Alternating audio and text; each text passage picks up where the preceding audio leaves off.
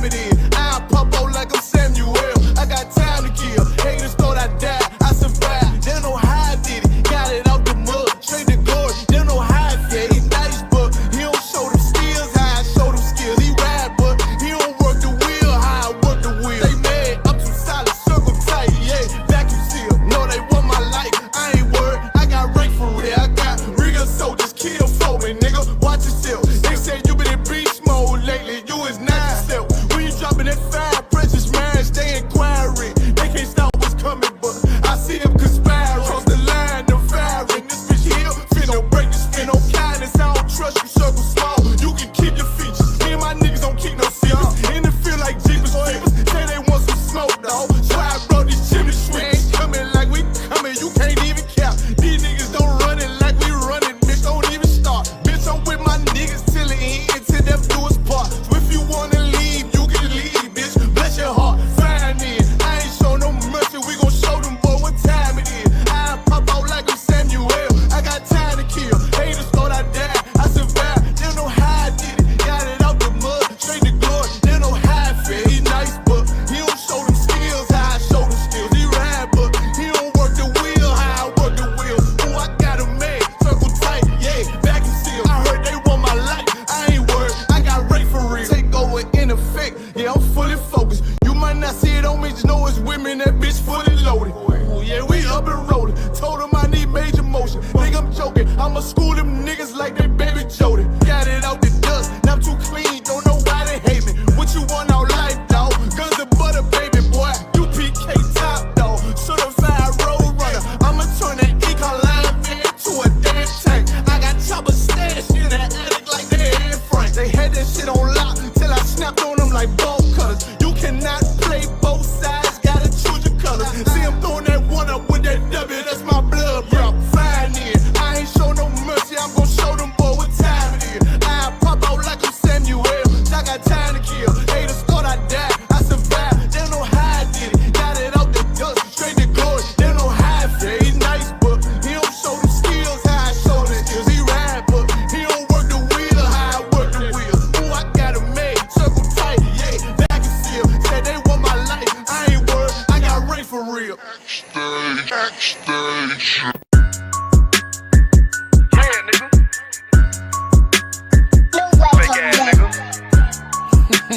You ain't no Israelite, but you a gospelite, bitch.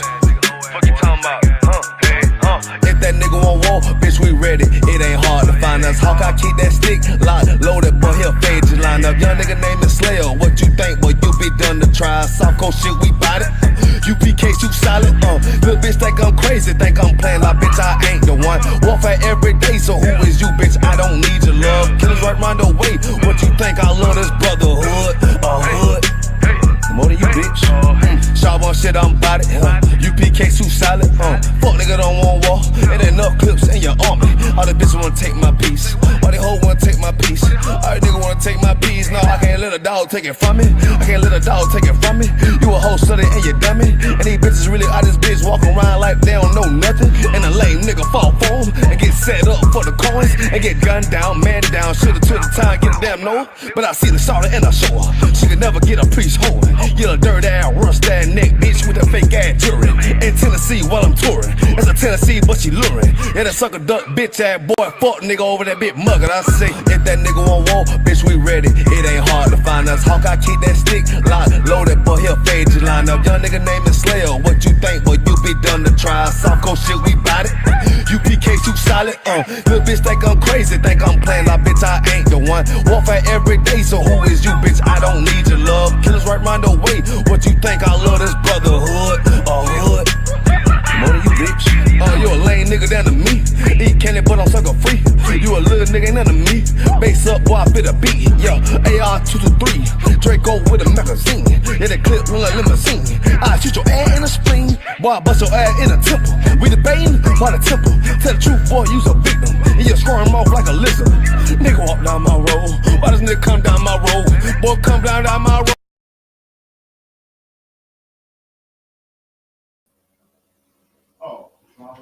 Oh, hey, can you pick me up on the school after class?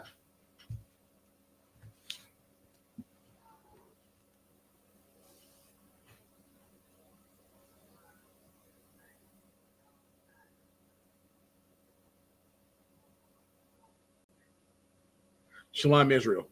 I am priest and officer of 1000 Kasiyat of Isupk, Atlanta. Tonight is the biblical law class.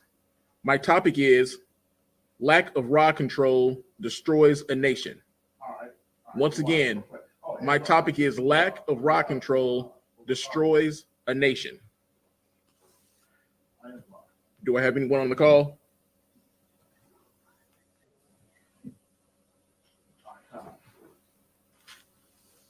Okay. Since I don't have anyone on the call, we're going to go ahead and get started. Mo, are we ready to go? Excellent. Shalom, Yahabah Shem Yahshabakatah, Trooper Halak. Khan, sir. Shalom. Yahweh Shem Yahshabakatah, sir. You Tawab warrior? I'm hanging in there, Adawan. Most High in Christ. Most High in Christ. Did you get you got all the articles that I sent you? Khan, sir. Excellent, the water warrior. Well, once again, tonight is the Isupk Atlanta Biblical Law class.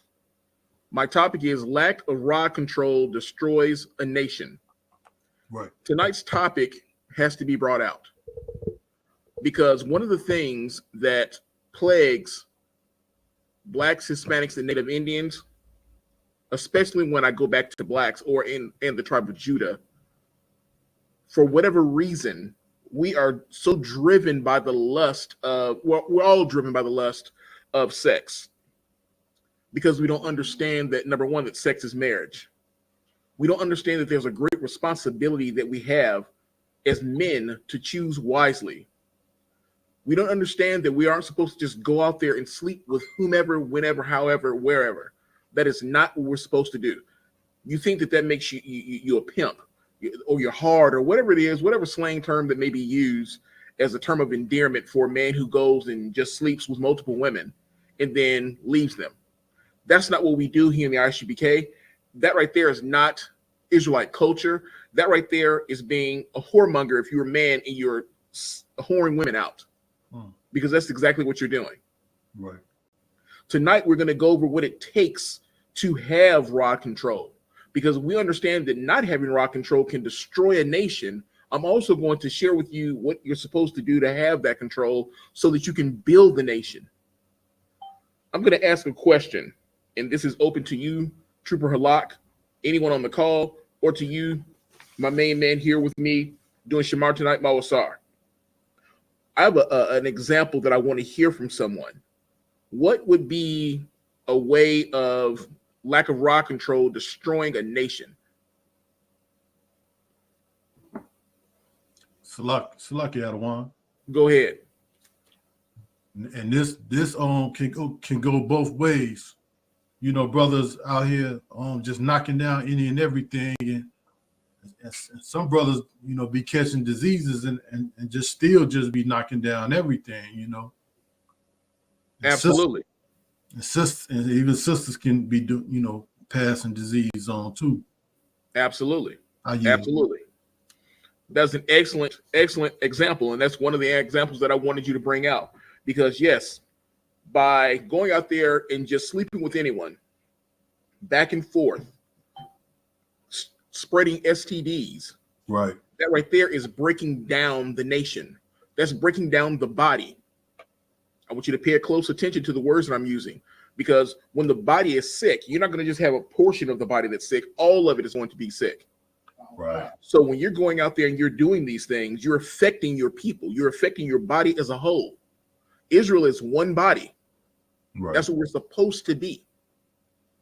But when we go out there and we're breaking these laws, not only are you affecting yourself and bringing yourself into harm's way, but the person that you're breaking the law with and or against, and the rest of your people. Tonight's topic is going to delve into the area of rod control. When I say rod, I'm talking about your male member, your penis, if you will. Go ahead, Mawasar. Going out here, going out here, you know how like a lot of these athletes and celebrities, they be making like the entertainers and stuff, how they make it. They're making millions, but yet they get so hyped up and want to go deal with heathens instead of marrying the women of your own nation, building up a family, right? You know, and keeping the money with your own people, right?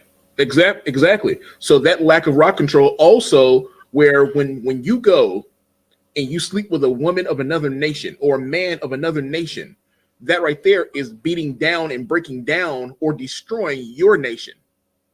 You're taking away from your own people by engaging in sex with strange women. Now, when I say strange women in the context of the class, I'm talking about whorish women of your own people. But also, as I go through the class, I may touch on Solomon, because what did he do? He sinned by sleeping with strange women. In his case, the strange women, he was sleeping with oppressor women. He was sleeping in all different races of women, including his own. But what happened? What happened to the kingdom? We know it failed. Right. So understand this. Lack of rod control can destroy a nation. If you would, Halak, give me the book of James, chapter 1, verse 14. The book of James, chapter 1, verse 14, Baba Shah. Come on, sir. Tonight, you're going to understand what it takes to be able to defeat that demon of lust. Because lust is one of the main components of why you can't control yourself. Lust, and then lack of discipline. No self-control. Read that when you have it, warrior. Come on, sir. The book of James, chapter 1 and verse 14. But every man is tempted when he is drawn away of his own lust and enticed. But every man is tempted when he is drawn away of his own lust and enticed. You see, you can be enticed because of something that you're lusting after, if you understand. It's easy to entice you when it's something that you're looking at and you're lusting after it. It doesn't take much. And then you can be drawn away. And you're gonna understand what I'm talking about as I go through this class. You're gonna understand what I mean when I say being drawn away, that lust, and then being enticed. And then you're gonna find out what happens after you're enticed.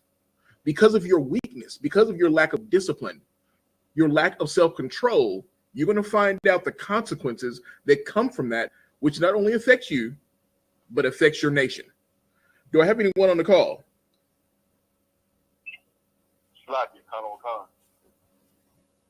Shalom on Christ. Who's this, Lord? Shalom on Christ. Yeah, Bashim Shabbat. What's going on, warrior? What?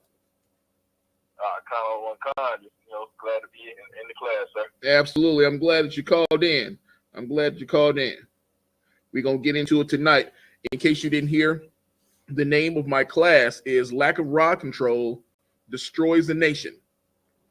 So for those of you who are just tuning in, calling in, or don't understand, there's a certain word that we use in the UPK when we're talking about your male member. So we'll say rod. So understand that when I say rod control, I'm talking about your penis. We're all adults here. We're all mature. We can understand that when I say that. So lack of rod control destroys a nation. You're going to understand what it is to not just go out there and just sleep with anyone. Now, this class is going to seem like it's bashing on women, but I'm not. What I'm doing is I'm going upside the head of weak men.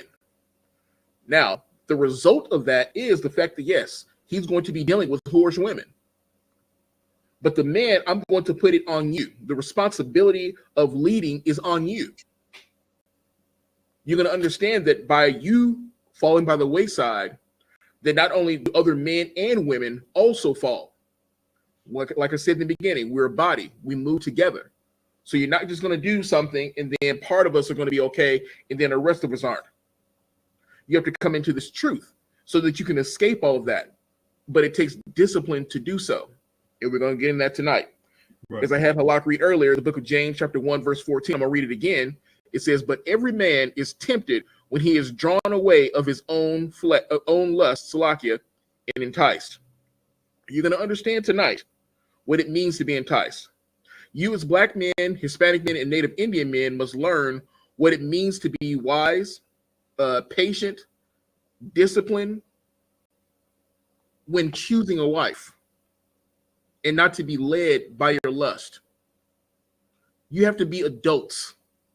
You have to be mature in your thought process. It isn't to where you just look at a woman and say, "Ooh, I want her," and then you want to run after her.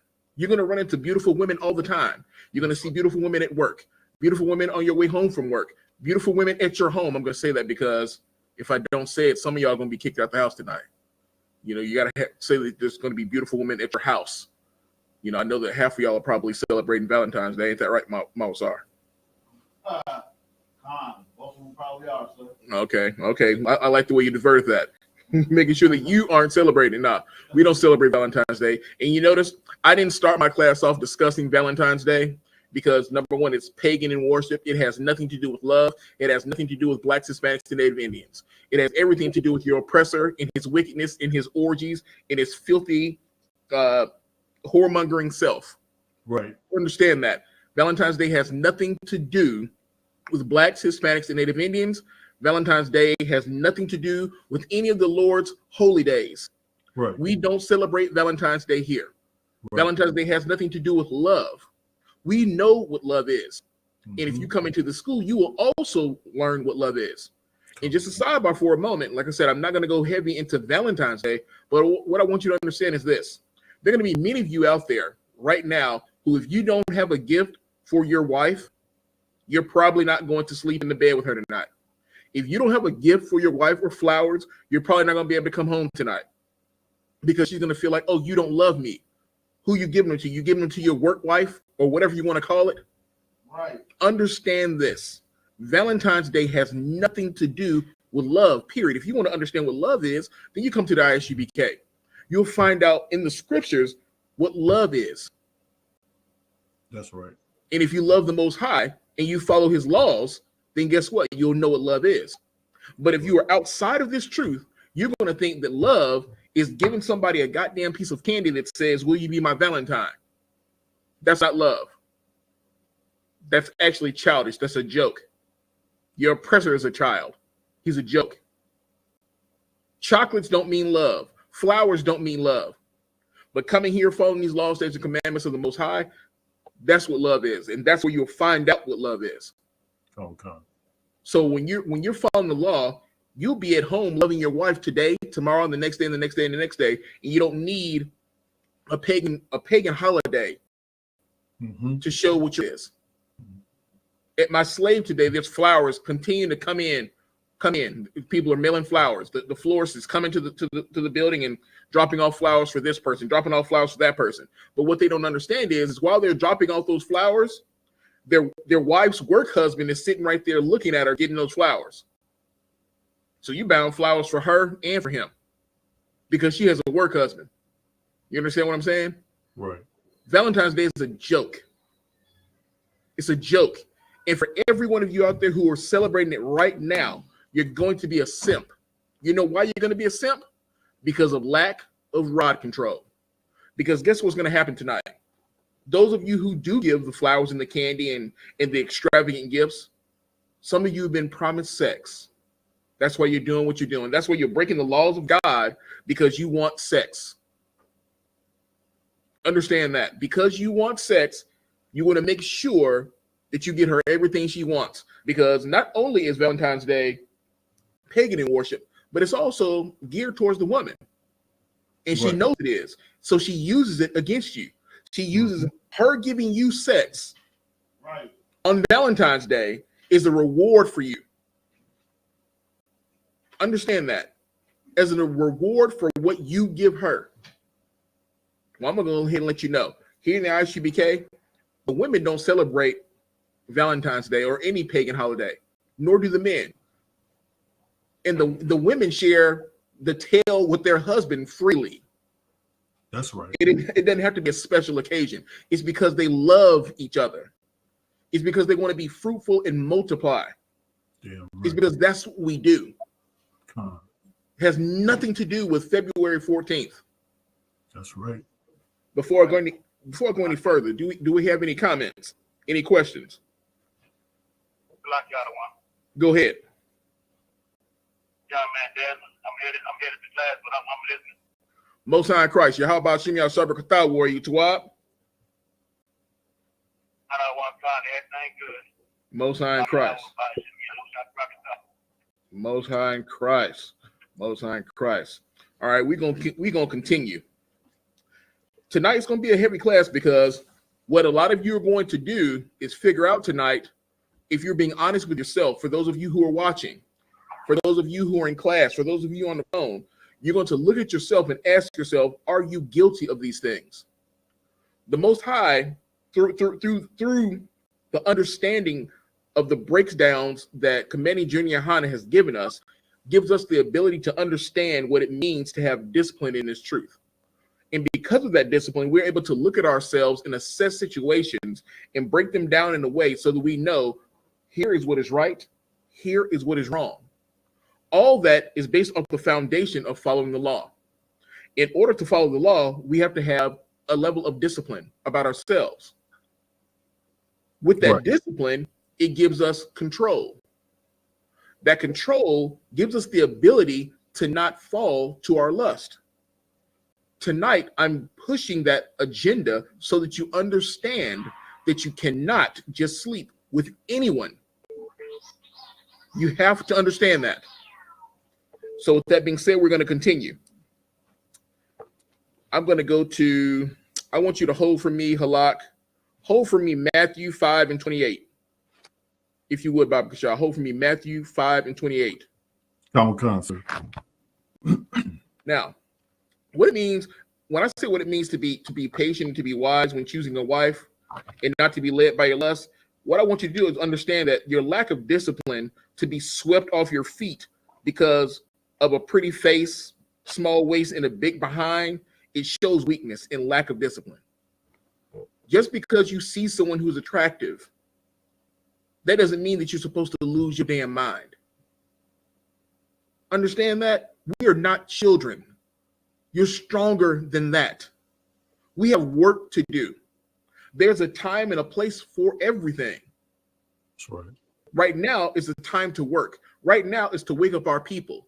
Right now is to be soldiers. Is to be warriors in this truth. Mm-hmm. Now, that isn't to say that you cannot enjoy your rib, meaning your wife. That's not to say that. But understand this, that can't be your only goal. That can't be the only thing that you're doing, that you're running after ass. It is a wonderful thing. Believe me, of course, we all know it. A woman she's beautiful. Everything about her, the way she talks, the way she moves, the way she smells. Of course we want her. But it still requires discipline. Right. Because I have a first, you know who my first wife is? Who my first wife is, I hope is all y'all's first wife. My first wife is this truth. That's right. That's why I'm sitting here right now, because this is who my first wife is. And I feel that there's a need for the nation to understand that we have to do better. We have to move better as men and women. But as I said, I'm pointing to the men because I want you to understand that is a problem with us running around being whoremongers, whoring out our sisters, making whores of the daughters of Zion. That is not what we're supposed to do. When you see a woman and you're ready to tear fire to her in that moment, then you don't even know, you don't even know if they're married. You don't even know who she is. You don't know anything about her. And what I want you to understand is, and if she is married, what have you done if she is married and you've already undressed her and had sex with her? I want someone in the class to tell me, what have you done when you've seen a woman, you undress her, you look at her, you've already had sex with her? What have you done? And when I say already had sex with her, you haven't physically touched her, but in your mind, what have you done? Go ahead, Warrior. You basically lusting after her, and you basically already had sex with her. Yes, you have. You have done that, but I'm looking for a scripture. I'm looking for a particular word. What you got, Mawasar? Adultery. Absolutely. You have committed adultery. Right. When you have looked at this woman and you've undressed her, you automatically like, oh, I want her. Oh, she's bad. Look at that ass.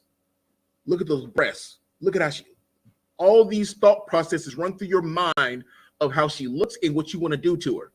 You have then already committed adultery. If you don't believe me, don't take my word for it. Halak, bring out the scripture. Come, sir. The book of Matthew, chapter 5, and verse 28. 28. Salakia, sir. But I say unto you that whosoever looketh on a woman to lust after her hath committed adultery with her already in his heart. Ooh, come on. I'll read it again. But I say unto you that whosoever looketh on a woman to lust after her hath committed adultery with her already in his heart. Somebody in the class tell me, what is the heart? Salakia, sir. Go ahead. That would be the mind. Absolutely. Brother on the call, hold your peace for just 1 second. I know you were probably about to answer that question, weren't you? Okay, yeah. Halak got to it. It's the mind. You've already committed adultery in your mind. Now, we're going to get to that because that's a heavy thing. Because you ask yourself, you didn't physically touch them. So how is it that you committed adultery in your mind and you didn't physically touch them? So you're going to understand the spirit behind things. You're going to understand what it means to have the discipline. Once you start to understand how you can commit adultery just by thinking. Because when you have the discipline and you understand what this truth is, you understand the beauty of who your sister is, you don't want to then look at her and undress her and sleep with her. You want to look at her and you want to protect her. You want to look at her and you want to teach her. You want to look at her and you want to guide her. That's what you want to do. Understand that that's what you want to do. You don't look at her with the eyes of lust and desire. Now, can you have a wife and desire her? Absolutely you can. There's absolutely nothing wrong with desiring your wife and wanting to tear fire to her. But that's your wife. Okay. But once you look at this woman and then you start to think to yourself what you would do, then what have you done? You open the door. You open the door, and once that door has been opened, it's very difficult to close.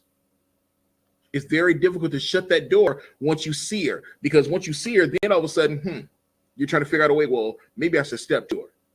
Mind you, now you know nothing of her. You've already undressed her. You've already had these thoughts about her. You don't know anything about her. You don't know if that woman is married. But guess what? It is great brotherhood to not look at a woman and lust after her. And when I mean not look at a woman, I'm talking about none of them. Now, that is difficult. It's a difficult thing to do. It's a difficult thing to do, but we have to train ourselves not to do it. I can see a woman coming from a mile away and see her. I'm like, wow, this is a beautiful woman. And then you know what I'll do? Immediately, I'll look away or I'll think about something else. That takes discipline to do that. I don't know if this woman is married. And even if she isn't married, it's still, if I'm looking at her, it's a sister. Right. So understand, I don't know anything about her. So therefore, why would I be unbrotherly by lusting after a woman? Now you're probably saying to yourself, well, how would you be unbrotherly if you don't know whether she's married? Well, guess what? If she is married and I'm looking at this woman, that means that there's a brother somewhere who's married to her and I'm looking at her and desiring her. Is that being brotherly? Absolutely not. Right. And see, that's a deep thing right there. That's a heavy thing, because what you're doing is you're showing brotherhood to someone that you haven't even met. You're showing brotherhood to a brother that you don't even know for the sake of yourself, her, and your nation. That's right. That's not a simple thing. A simple mind can't grasp that concept of what I just shared with you of how that's brotherhood. If there's a woman out there who is half dressed and she got a man that's at home, that man might not even want her out there, which I'm sure he doesn't, with her breast out and her ass out. Right. But the least that I can do is not look at her. This man is at home going, yeah, you know, what can I do? She out there doing this, that, and the other. I'm not going to look at that woman like that. That's my brother that's at home thinking about the fact that his wife is out there showing her whole body to everyone. Yeah. That's how you show brotherhood. That's a spiritual thing. Come, sir. It requires strength and discipline to do that. Does everyone understand that? Come, sir. Do the brothers on the call understand what type of discipline that takes? Now, I know that you're all saying to yourselves, if we're being honest, I know that everyone that's in the classroom, on the call, at some point have done exactly what I just said. I'm guilty of it. I have done it. Do I do that now? No, but I have done it. So when you're being honest with yourself, you know that you looked at a woman and you lusted after her. You know that you looked at a woman and you wanted to have sex with her. You know that you have. That's why Matthew 5:28 is so heavy. So I'm going to read it again. But I say unto you that whosoever looketh on a woman to lust after her hath committed adultery with her already in his heart. That's heavy right there. That's heavy. Because you can look at her and be like, oh yeah, she bad. She fine. I do this, that, and the other to her. And then you don't go to attempt to mess with her. You don't go try to sleep with her. And you're thinking that you're good. No. You have already looked at her and committed adultery. That's the spirit behind it. Your physical actions are of not going and doing anything. That's nothing when you're still looking at her and you're desiring her and lusting after her because you're thinking about it. Couple concept. So what you're going to hear me discuss tonight is self-control or mastery of self. Now, this class is going to be geared towards having rod control, but I want you to understand it's about discipline as a whole with everything that we do. Because in the ISUPK, and according to these scriptures, we are required to be what? Somebody blew my mind. We are required to be what? Discipline. Oh, we got a couple brothers on the call. Who said something first? Go ahead and answer it. Discipline, sir. Discipline, yes. There's another word that I'm looking for. What? Go ahead. Perfect. Absolutely right. We are required to be perfect. Oh, concept. Perfect. Now, not by the standard of what the oppressor has told you that perfect is. Oh, I don't curse and I make sure that my room is clean and this, that, and the other, and I wear a tie and I keep my pants pulled up. That has nothing to do with being perfect. Following these laws are being perfect. Following the law of God is being perfect, but you have to understand the spirit behind the law. And this is a spiritual thing that I'm talking about here in 5:28 in the book of Matthew. The spirit behind what happens when you look at them. You've lusted and committed adultery. Now, I want you to understand this. You're going to see beautiful women. You're going to see that everywhere. And you say to yourself, well, how can I see all these beautiful women and not think about it? Easy. Don't do it. Did Yahushua do that? Did Yahushua look at women and lust after them? Somebody answer that question for me. Did Yahushua look at one woman and lust after her? La, sir. No, he did not. No, he did not. So guess what? We're to do the exact same thing. We're to do the exact same thing. We're to be soldiers 24/7. Because guess what? Life is about war. You hear that here in the ISUPK all the time. Life is about war. And where is 100% of that war at? Somebody blow my mind. Where is 100% of the war at? Go ahead. It's in your mind. Absolutely. Absolutely. 100% of the war is in your mind. That's where the entire war is. So for those when you're reading the Bible and you hear heart, of course we say this over and over again, the heart in your chest, that is a flesh, that's flesh. It pumps blood through your body. But the heart that I'm talking about, that they're talking about in the scriptures, is in your mind. How you think, what you do, who you are is right here in your mind. Right. Understand that. So when I'm discussing with you, because many of you probably heard it, me say this, when you're at home by yourself, that is when you're showing integrity. When no one is around, who you are then is who you are. When no one is watching you, that's who you are. What you're thinking is who you are. Yes, tonight is meant to cut your ass.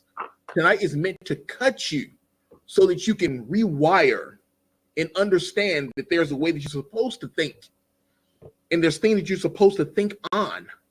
And it's in these scriptures what you're supposed to think on. Naked women ain't it. Understand that. Titties and ass ain't it. God. Y'all understand? Common concert. Most High in Christ, we're going to continue. Excellent. Excellent. What I don't want you to do, go ahead, Warrior. Like I want, if I may, it's a real heavy point, what you just brought out, because I'm starting to put that together with another precept, if I may. Absolutely. Go ahead. Bring it out. Kind of one kind. This the book of Exodus, chapter 20, verse 17. Thou shalt not covet thy neighbor's house. Thou shalt not covet thy neighbor's wife, nor his manservant, nor his maidservant, nor his ox, nor his ass. Okay, come on now. You getting ahead of me, Warrior, but you're damn right. Because the key thing is covet. Yes, covet his wife. Yeah. Because that's what's happening in Matthew 5 and 28. Come. You're coveting someone's wife. Yeah. That's what you're doing. And covetousness leads to all these things. That's right. It's because you want it. You're coveting after it. It's in the scriptures. Once again, you didn't hear it from me. You're hearing it from the scriptures. It's in the book of life. Right. That's what you need to understand. So with that being said, I don't want you to let a woman's beauty to be your death. Understand what I just said. I don't want you to let a woman's beauty be your death. And that's a heavy thing when I say that, because what I want you to understand is there have been many men who have fallen by the side of a woman. Am I lying? La, sir. Go ahead, Warrior. Hold your thought on the phone real quick. You got an officer in here about to speak. Go ahead, Warrior. Precept right quick. Go ahead. Psalms 1 and 2. Go ahead. But his delight is in the law of the Lord. Come on. And in his law doeth he meditate day and night. Come on, Warrior. Come on. Read it again. Read it again and read it out loud. Psalms 1 and 2. But his delight is in the law of the Lord. And in his law doeth he meditate day and night. Come on. In his law doeth he meditate day and night. He delights in the law of the Lord. When you delight in the law of the Lord, that increases what? That increases your discipline. When you delight in the law of the Lord. Who's about to speak on the phone? Young man Brian checking in. Yeah, how about you, man? What's going on, Warrior? Not much. I don't want y'all about to Excellent. Excellent. Good to hear from you. But yeah, that's an excellent. Go ahead, Warrior. How about you, man? What's going on, Warrior? Tuwab? Oh yeah, I'm Tuwab. I'm glad to be back in the saddle, as they say again. You know, it's been a minute. You know, brother out here putting my bricks in for this truth. So I don't often get in here and teach as much as I would like to, but understand that work is still getting done. So today, now that I'm in here on Blaze, we're gonna get into this thing. John Khan. It's good to have all you brothers on the phone. We got another warrior who just came into the building. Shalom, Lord Christ, mighty man. What's going on with you, warrior? You Tuwab? Excellent. Look, you know we don't have no chairs up. Go ahead, Phil. Go ahead and grab your chair. We're letting brothers come in and get settled. With the time, anybody on the call have any questions or comments? Oh, Salaki Adawan. Go ahead, Warrior. Can I get some understanding on this precept? This precept. It seems like it's about adultery and covetousness. Okay, go ahead, read it. The book of Job, chapter 31 and verse 9. If mine heart have been deceived by a woman, or if I have laid wait at my neighbor's door, then let my wife grind unto another, and let others bow down upon her. Let me get to that with you real quick. Come on, sir. And what verse was that again, Baba Kasha? The book of Job, chapter 31 and verse 9. Okay, just a second.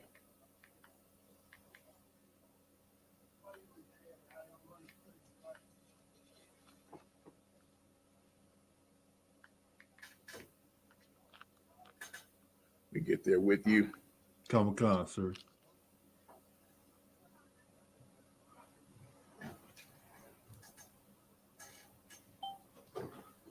Shalom, Lord Christ, mighty man. Shalom, Lord Christ, warrior. Okay, here. If mine heart have been deceived by a woman, or if I have laid want at my neighbor's door, then let my wife grind unto another, and let another's bow bow down upon her.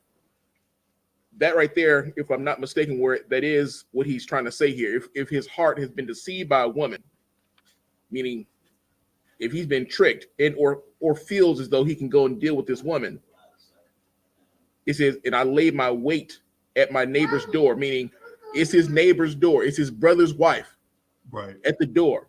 So then when you're looking at that, if my heart have been deceived by a woman, meaning, oh, look, you can come get some of this, but you're wrong with that.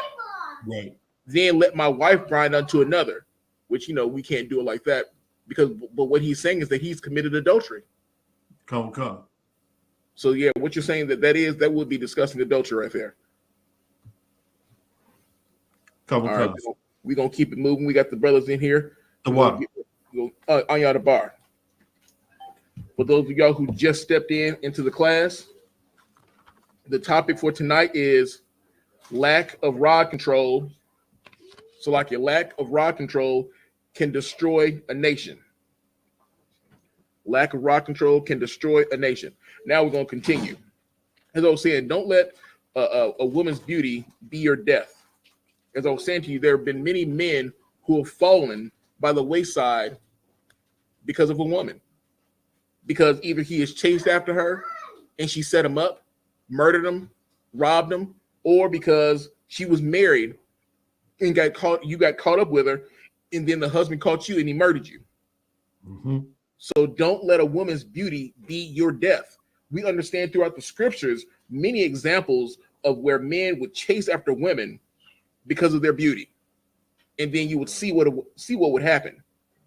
I'm trying to tell you that a woman, if you are not disciplined in this truth, will break you. Right. Now, you do have some brothers out there who can be hard, who can be tough, who can understand what's going on when it comes to what a woman is doing. But guess what?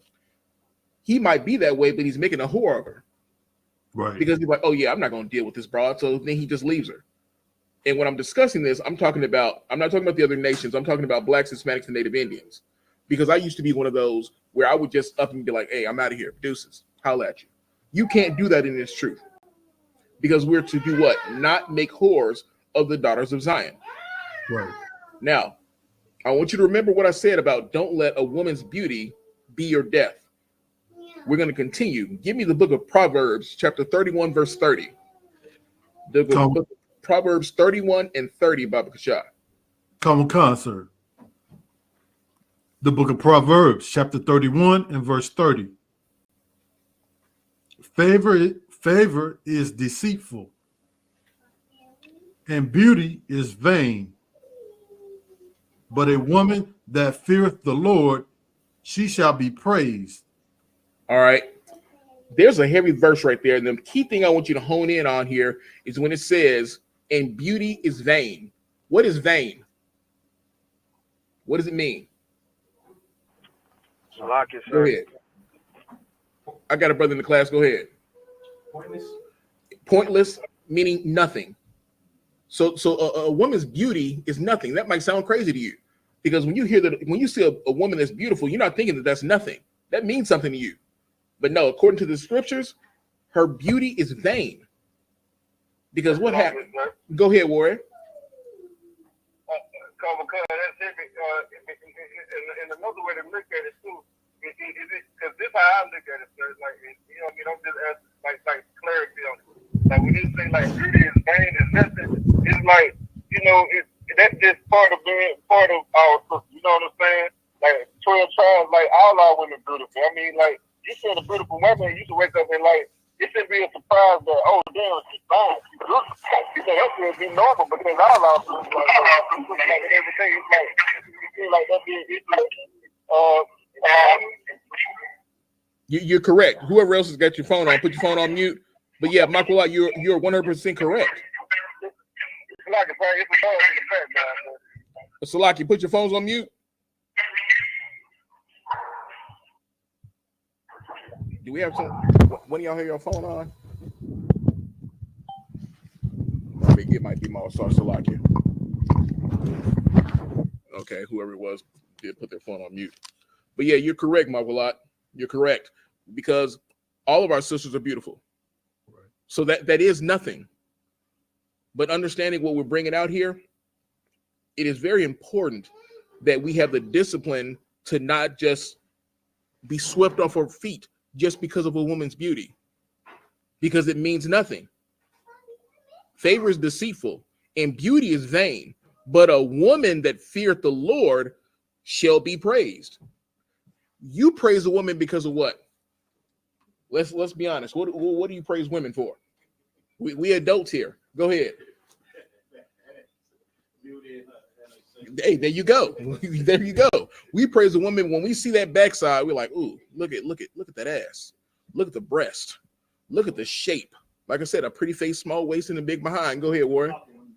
Pretty thighs, thick thighs. All of that. All of that. Every bit of that. How it just shakes when she, how it just switches back and forth. Yes, you are reliving it. I can see that you're reliving it. Absolutely. Absolutely. I can see you reliving that thought process. I get it. But understand this, Most High in Christ, for what the Most High has done for us with the beautiful women that we do have here in Israel. You know what? I will take a tad bit of that, the water. Most High in Christ for what he's done. Go ahead, Warrior. There you go. But we call it the box in here. And guess what? We also can call it the matrix. Right. Yes, indeed, the matrix. But understand this. Everything is still going to lead back to the discipline that we're supposed to have. Right. It's always going to lead back to the discipline that we're supposed to have. Just because she's beautiful means nothing. Because as the scripture says here, favor is deceitful and beauty is vain, but a woman that feareth the Lord, she shall be praised. So you can be beautiful. You can have the hourglass figure. You can have all of that and be 100% dragon. You can have all of that and just be as ugly as whatever you think ugly is. That's what a woman can be. How do I know this? Because the second sometimes I hear a woman speak, I can hear a woman speak and immediately know I'm not dealing with her. Right. I can know right then and there that I'm not dealing with her. Right. How do I know that? Because I can see the way she's speaking, the way that she's carrying herself. Mm-hmm. There's a spiritual thing that's behind that. I'm not looking at her because of what she looks like. I'm looking beyond that. And that's what you're supposed to do. When you look at a woman, one of the things you're supposed to see is, does this woman love the Lord? That's if you're in the truth. Can this woman raise my son or daughter? If you have a child with her, those are the things that you're supposed to be looking at. Her breasts aren't going to raise your son or daughter. Her behind isn't going to raise your son or daughter. Her box isn't going to raise your son or daughter. Her beauty isn't going to raise your son or daughter. But the discipline that you have by having rod control and taking that time, that's right, rod control. But by taking that time to have that discipline to figure out who she is, to see whether or not she is worthy of who you are, then you can decide, okay, this woman is to be praised. She fears the Lord. Or you can take your time with her and bring her into this truth, but you have to take your time. It requires patience, it requires wisdom, and it requires discipline. As I said, if you don't have rod control, you can break down an entire nation. You're going to continue to ask yourself, how is it that not having rod control can break down a nation? Well, I brought out Solomon to you earlier. We know what Solomon did. Solomon had 700 wives, but he sinned against the Lord because what did he do? He slept with strange women. The kingdom fell. Now, understand this. Right now, today, on this very day, there's going to be a lot of brothers who are going to fall. You know why they're going to fall? Because they're worshiping a pagan god. Why? Because they're being led by a whorish woman. Why? Because they got to go get those flowers and those chocolates to take to her so they can do what? So they can get some ass. That's why. Everyone today that is outside of the Isupk is super simping. That's what they're doing. Super simping. That's right. That's what they're doing. It takes a discipline. Like, you're not saying there's no chocolate for me. It has nothing to do with the love of the Most High. That's right. I'm loving you every day by covering you with this truth. Right. Understand that. Don't be a simp. And not just on February 14th. Don't be a simp ever. And the way you're going to be a simp is this, by not having rod control. Understanding this, because you out there running the streets, smashing and laying the rod to everyone you run into, every woman you run into, that makes you feel like you're doing something. But actually, that's weakness. That right there is not strength by sleeping with multiple women and then walking away from it. That right there actually harms the body. That harms you. So what you're going to do is understand that by not having rod control can lead to what? Somebody blow my mind. Not having rod control can lead to what? Go ahead. It can lead to death, but what is it that can cause you to lead to that death? STDs. STDs. Lack of rod control leads to STDs. But you're correct. It is sin and it is death. But as I read through these scriptures, you're going to understand how that whorish woman and you having lack of rod control can lead to that death through STDs. We're going to get to it. We're going to get to it. So I want you to understand what it looks like in the breaking down of a nation. I'm going to use a couple examples. Number one is whores. Number two is STDs. And number three, of course, is death. Whores lead to death. STDs lead to death. And we already know what death is. Go ahead, Warren. Sleeping with another man's woman can definitely lead to death. All these things, whores, STDs, sleeping with another man's woman, that all right there does what? It breaks down a nation. And when I'm talking about the nation, I'm talking about Israel. I'm talking about the body. When you're doing that amongst your people, you're breaking down the nation. You understand that? That's a spiritual thing. Every time you go and do something like that, you are hurting your brother.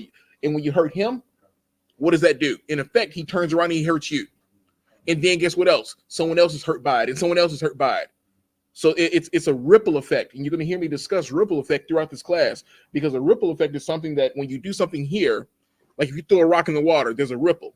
And once that ripple goes through, it's a wave through all that water.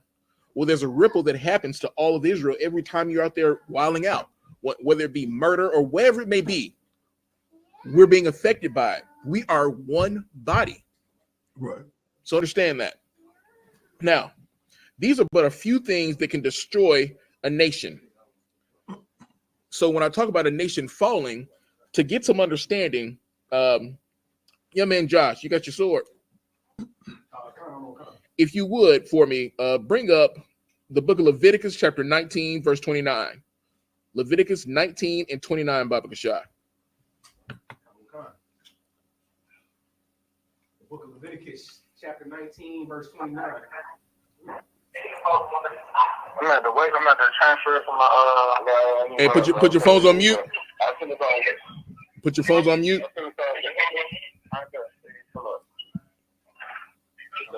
Put your phones on mute. Hold on a second, Warrior. Salaki Warrior, put your phone on mute. Okay, you got that, Warrior. Go ahead and read it. The book of Leviticus, chapter 19, verse 29. Do not prostitute thy daughter, to cause her to be a whore, lest the land fall to whoredom, and the land become full of wickedness. Now, that's a heavy verse, because as I told you, the class is lack of rod control can destroy a nation.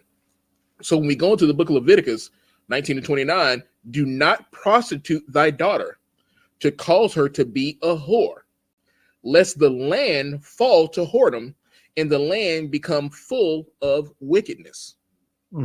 So you understand what I'm saying when I say the ripple effect, because what this is saying here is that the land become full of wickedness. the land becomes full of wickedness, not the actual turf, not the ground. We're talking about the people that live on it, the people who are there in that area. That's what happens. We're not supposed to prostitute our daughters. We're not supposed to prostitute our sisters. And how do you prostitute them? Now, you could be a whoremonger and put women out there and sell them for sex. But what else can you do to prostitute them, to make them whores? You can sleep with them and leave them. That's how you make a whore of a daughter of Zion. So understand there's a spirit behind this. As we were talking about in Matthew 5:28, of how you lust after a woman just by thinking about her, how you commit adultery. I want you to understand that by sleeping with a woman and then just leaving her makes her a whore. And as you saw right here, once again, I'll read it. Do not prostitute thy daughter to cause her to be a whore, lest the land fall to whoredom and the land become full of wickedness. Now, the next question was going to be, how do you make a daughter of Zion a whore? Go ahead. Sleeping with her for Valentine's present. There you go. There you go. Today, it's going to be a lot of sisters who are going to be made whores. Because you know what? It's a brother who's been simping all month, saving up, going, oh, yeah, I'm about to get that. 304. Yeah, 304. You're right. I've been saving up, going, yeah, I'm going to get her some flowers. I'm going to get her some chocolates. I'm going to show up at her house with this, that, and the other, singing some damn whatever. Super simping. Just so he can get in there and get it. And she going to give him some. He going to tell her he love her. And she going to give him some. And then the next day, she won't hear from him. The next day when she calls him, she won't hear from him. You know why? Because he didn't went back to his other rib. Right. You at the house sitting there mad and upset because now he didn't came and gave you candy and cookies and all this type of shit, and you gave up the tail. Now he ain't dealing with you. Just because of Valentine's Day. You see, when you worship other gods, it causes you to do things like this. Valentine's Day goes right into the topic. Worshiping another god can cause you to cause your nation to fall. Understand that. It's a spiritual thing. By sleeping with this woman on Valentine's Day because all you want is the ass, and then you leave her, you've then what? Made her a whore of the daughter of Zion. That's what you've just done on Valentine's Day because you wanted some ass. That's what you just did.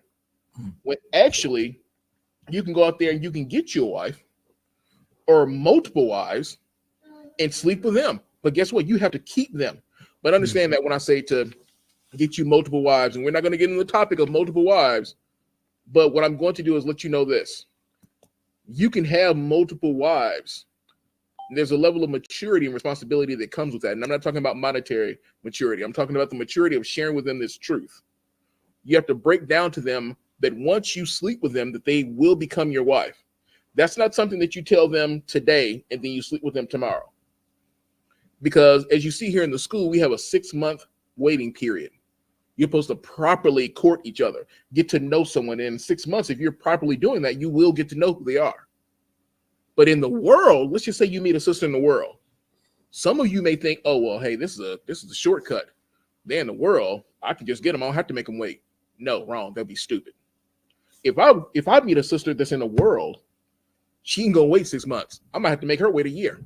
You know why? Because she doesn't even know the truth yet. The sister in the truth that I'm dealing with, that's who I'm courting for 6 months.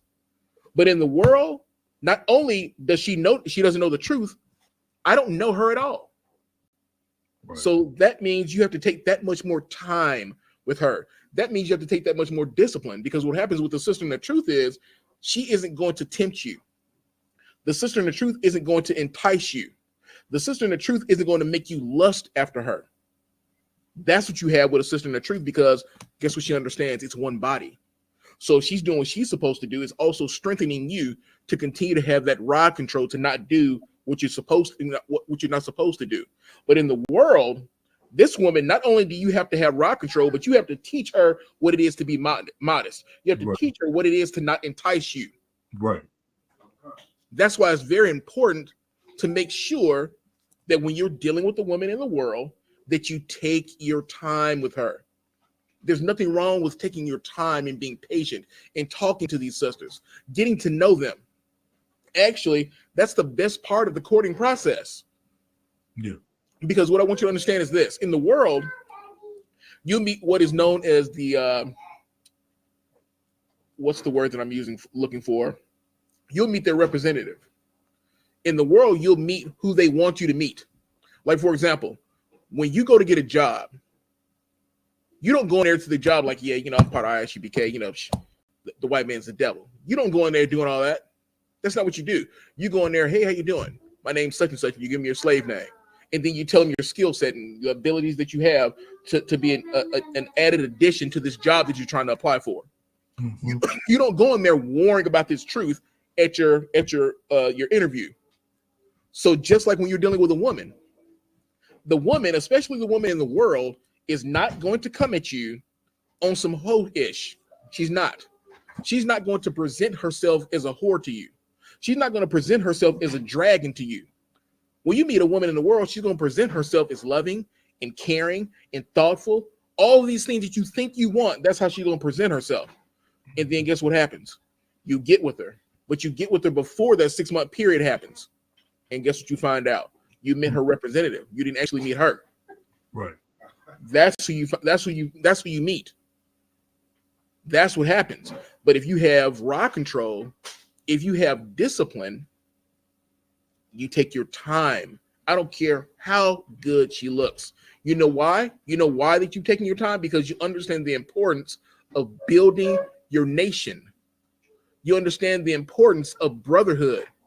Now, you might say to yourself, how do brotherhood intertwine with you taking your time with the woman?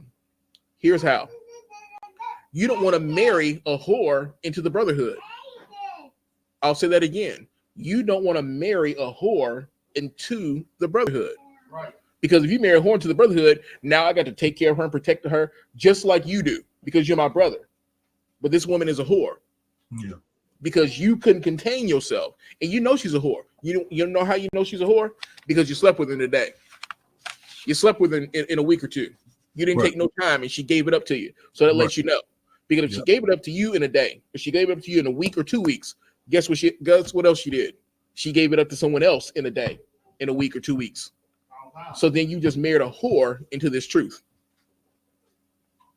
You have to have discipline. Now, I'm not telling you that you can't talk to a sister that's in the world. I'm not saying that at all. But what you want to do is take your time and be patient. I don't care what she looks like. Taking your time is detrimental for you and for her. Because if you take your time, she's going to see, well, hold on. Maybe what he's saying is true. Maybe what he's saying, maybe he is about that. Maybe by him not wanting to sleep with me and I'm trying to throw this thing at him and put it all in his face and he's still rejecting, still not even looking at it. That's something different. A woman gets around that and sees that a man has that type of discipline. She knows she has a man. Hold your peace for a second. She knows she has a man. But guess what? If a woman can see you and see that you are toiling after her, see how much you want her, and then, okay, cool, I'm going to toy with him a little bit. Then finally you give him some, guess what? She going to know she has you. She going to look at you like, oh, this nigga weak. You going to think that you got her, but she already knew what she was going to do because she saw you as weak for her. But if you show the discipline, I'm like, look, yeah, I'll come by there. We can have some dinner. Or matter of fact, I'm not even going to come by your spot. We can meet somewhere. That right there is showing discipline. That's showing self-control. But if you do go by the house, okay, cool. Speak, eat, leave. Don't open up the door for anything to happen. That right there is what causes her to then look at you in a way and say, maybe this is the real deal. Then what it causes her to do is to not just see you, but also it causes her to hear you. She's now listening to what you're saying and not just looking at you because she's seeing something different. She's understanding that, yes, this is a man, but this is a different type of man. This is a man that's honorable. This is a man that is righteous. That's what she finds out because of your discipline. Yeah. Those are the things that she finds out. So I'm going to continue here. Let me see here. We went over how do you make a daughter of Zion a whore. Let's see here. And the next thing we're going to go over here, what I want you to pull up for me is, let me see the next verse I'm going to get to. Get to me Galatians 5:16, Baba Kasha. The book of Galatians 5:16. Kawakan, sir. Now hold that right there for a second, because we're not going to get into that just yet. Come on, sir. One of the things that we were discussing about when you break down a nation and how it's a ripple effect, you can get with a sister. Let's just say you get with this woman, you get with her quickly. You have no intention of staying with her. You have sex with her. Then a week or no, not even a week. Let's say a couple months later, you run into her, and she says what to you? Blow my mind. What does she say to you when you run into her a month later when you hadn't talked to her? What does she say to you? Not where you been. You ain't seen her in a couple months. It's been a couple of months, and then you run into her, and then she says what to you? Go ahead. She'll say that you ain't S. Now, and I'm gonna tell you what she's gonna say. She's gonna say, "I'm pregnant." That's what she's gonna say. The example that I'm giving you is this: you went and you slept with this woman. You had no rock control. You slept with her, and then after you slept with her, you just left. You didn't deal with her anymore after that. Then she didn't call you. You didn't ignore her. Then you're out one day and you run into her. When you run into her, she tells you, "I'm pregnant." After she tells you I'm pregnant, the first thing you say is, "Oh, it ain't mine. I know you've been giving that ass up to somebody else because of how quick you gave it to me." Right. That's what's going to be said. So then once he says that to you, he turns his head and he keeps going. You have the baby. He is the father. You have the baby, but guess what now? The father doesn't, the child no longer doesn't have a father, doesn't know who his dad is. Yeah. She knows, but now she's raising him without you. Yeah. What has that then done? It is just, go ahead. Not only is he turning the daughter of Zion into a hoe, but guess what? He is then destroying the nation. Lack of rock control destroys the nation, because what you've then done is you left a woman to do what? To raise a boy to be a man, and she can't. You left a woman to raise a woman to be a woman, and she can't. You know why she can't? Because she doesn't have that two-parent household. She doesn't have the father or the man that's there to give that structure, because you dipped. Now, mind you, there are situations where the woman makes the man leave, of course. But in this instance, what we're talking about here is the fact that he had no rock control and didn't want to handle his responsibility. You have now affected the entire nation, because now you don't want to be the father. You didn't have any rock control. You just slept with it. Go ahead, Warren. Right, and with that, all right, like you said, she has a little boy. That boy, since it's gotta be around the mother, gotta be around the aunts and grandmas and all that, you might as well be real feminine. And he gotta want a man. He ain't gotta want to have married, have kids. But to see that, you gotta continue and let the guy know. Correct. Now, think about what you just said. Everything that you're saying is going to lead back to what I'm talking about. How lack of rock control can destroy a nation. Because now you have a woman who's raising this boy. This boy takes on feminine traits. She's raising him. All he's around is around her. And let's just say, Lord forbid, but let's just say this boy ends up becoming a part of the LGBTQ community because his father wasn't there to raise him up. Guess what you've just done? The nation is now suffering because guess what it says? There should be no whores of the daughters of Zion and no sodomite of the sons of Israel. There should be no sodomites. Come. So what you're then doing, once again, is breaking down the nation. Right. All because you had no rod control. You're starting to understand the importance of being able to have control over your rod. You have to understand it, because everyone in here, and when I say everyone, I'm saying that loosely, has a baby mama. Everyone has slept with a woman and dipped on her. These things have happened. But we are now hearing this truth. But guess what? For those of you who've done it, you are experiencing the aftermath of what happens when you dealt with the woman and you rode out. Now, some of you may have stayed and the woman was just a dragon. Yeah. Once again, it's still affecting the body. Yeah, that's come, sir. Yahweh Shai for this truth and commanding during Yohana for breaking this truth down to us so we can understand what it is to have this discipline to move this way. Because this class is all about discipline. When I say that the rod control, if you have rod control, you're going to have discipline over many things in your life. It's not just about, okay, I don't eat pork. Because guess what? It takes discipline to not eat pork. Once you heard the fact that pork was a foul creature and that we're not supposed to eat it, pork, shrimp, crab, and lobster. Once you heard that crab and lobster was like a roach. You're like, I'm not going to eat that. Once you heard that the pig was a foul and detest creature, you're like, I'm not going to eat that. And you were able to say, you know what, I'm done with it. Right. You have the discipline to not do it. But guess what we don't have the discipline to do? Keep that rod put up. It's the same thing. You don't want to eat the pork. Look at that box like it's pork. Now that sounds crazy. That's crazy. But if you need to have the discipline, look at the box like it's pork, shrimp, crab, and lobster. I'm not supposed to have none of that. But you know what? I'm not going to say look at it like that because you can't have the box. But you have to be disciplined. You have to be disciplined. It doesn't make you a weak man if you have to have sex with her. It doesn't make you weak. What it does is it says, okay, well, you're burning in your lust to go and get what? The scripture says to go and get a wife when you're burning in your lust. But when you go and get a wife, that's not saying go meet whomever tomorrow and sleep with her tomorrow.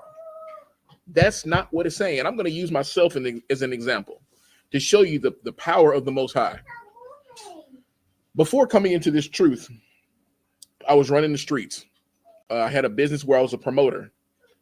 And in that business, of course, unfortunately, I slept with a lot of different women. But the women that I was sleeping with, even worse, were strange women, meaning they were all heathen women. Mind you, once I realized what was going on in my life, I had a moment where I started thinking to myself, you know what, I don't want to continue to just sleep with women that I don't even know who they are. I don't even know their name. So I got called out on social media because of the type of parties that I was promoting. But at the same time, I was trying to say, hey, don't act like this. I was having this internal battle within myself. So I chose to step away from the life that I was living. And I said, you know what? I'm not going to sleep with another woman until I'm married. Understand, I didn't know the truth. So I said, I'm not going to sleep with another woman until I'm married. What I did then was decided, okay, I'm going to try to go back to church. Understanding this, I went through this whole phase, and I'm going to say that was like,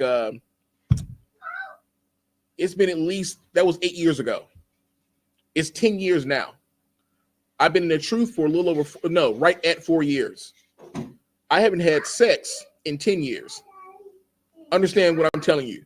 It's been 10 years since I've laid with a woman. I've been in the truth now for 4 years.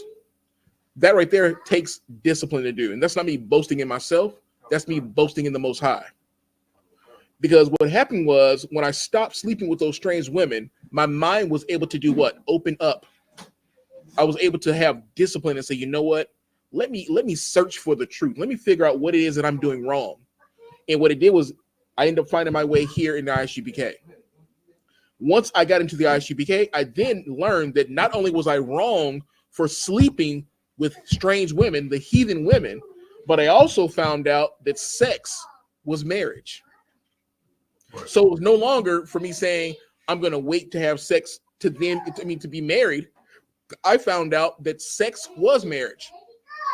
So once I learned this truth, even more so, I understood what I was supposed to do as far as the discipline of choosing a wife. Because that's what I was doing then. I was like, you know what? I'm gonna wait until I'm married before I have sex again. That was as a Christian. Now I'm in the truth. I'm gonna wait before I have sex, period, to do anything. I'm gonna make sure that before I find this wife, I'm working on me, but I'm also gonna take time with the women that I'm choosing. Mm-hmm. You have something to say? I was just gonna say, like, you know, outside of Israel, they like to think we like got multiple wives and stuff, which is true. But like when I was in this world, I had women too, man. But then like being in the truth, man, you're way more disciplined because I just been with my wife real, man, for years now since I've been in the truth. It's like, cause I know what I can and can't do now. But you know what I mean? I know it, but thanks to the Most High, you know, the truth is better, man, because you got a whole lot of freedom, man. It's just like you say, you know how to think now, man. So, right. But that's all I was saying. Like they think we just sleep with all kind of women and stuff. We more disciplined up in the truth than in the world, man. Like, that's right. Better man than him. Damn right. Damn right. Get that brother in hand. Damn right about that. And the powerful thing about that is what people need to understand is this: we don't leave our wives. We don't leave them.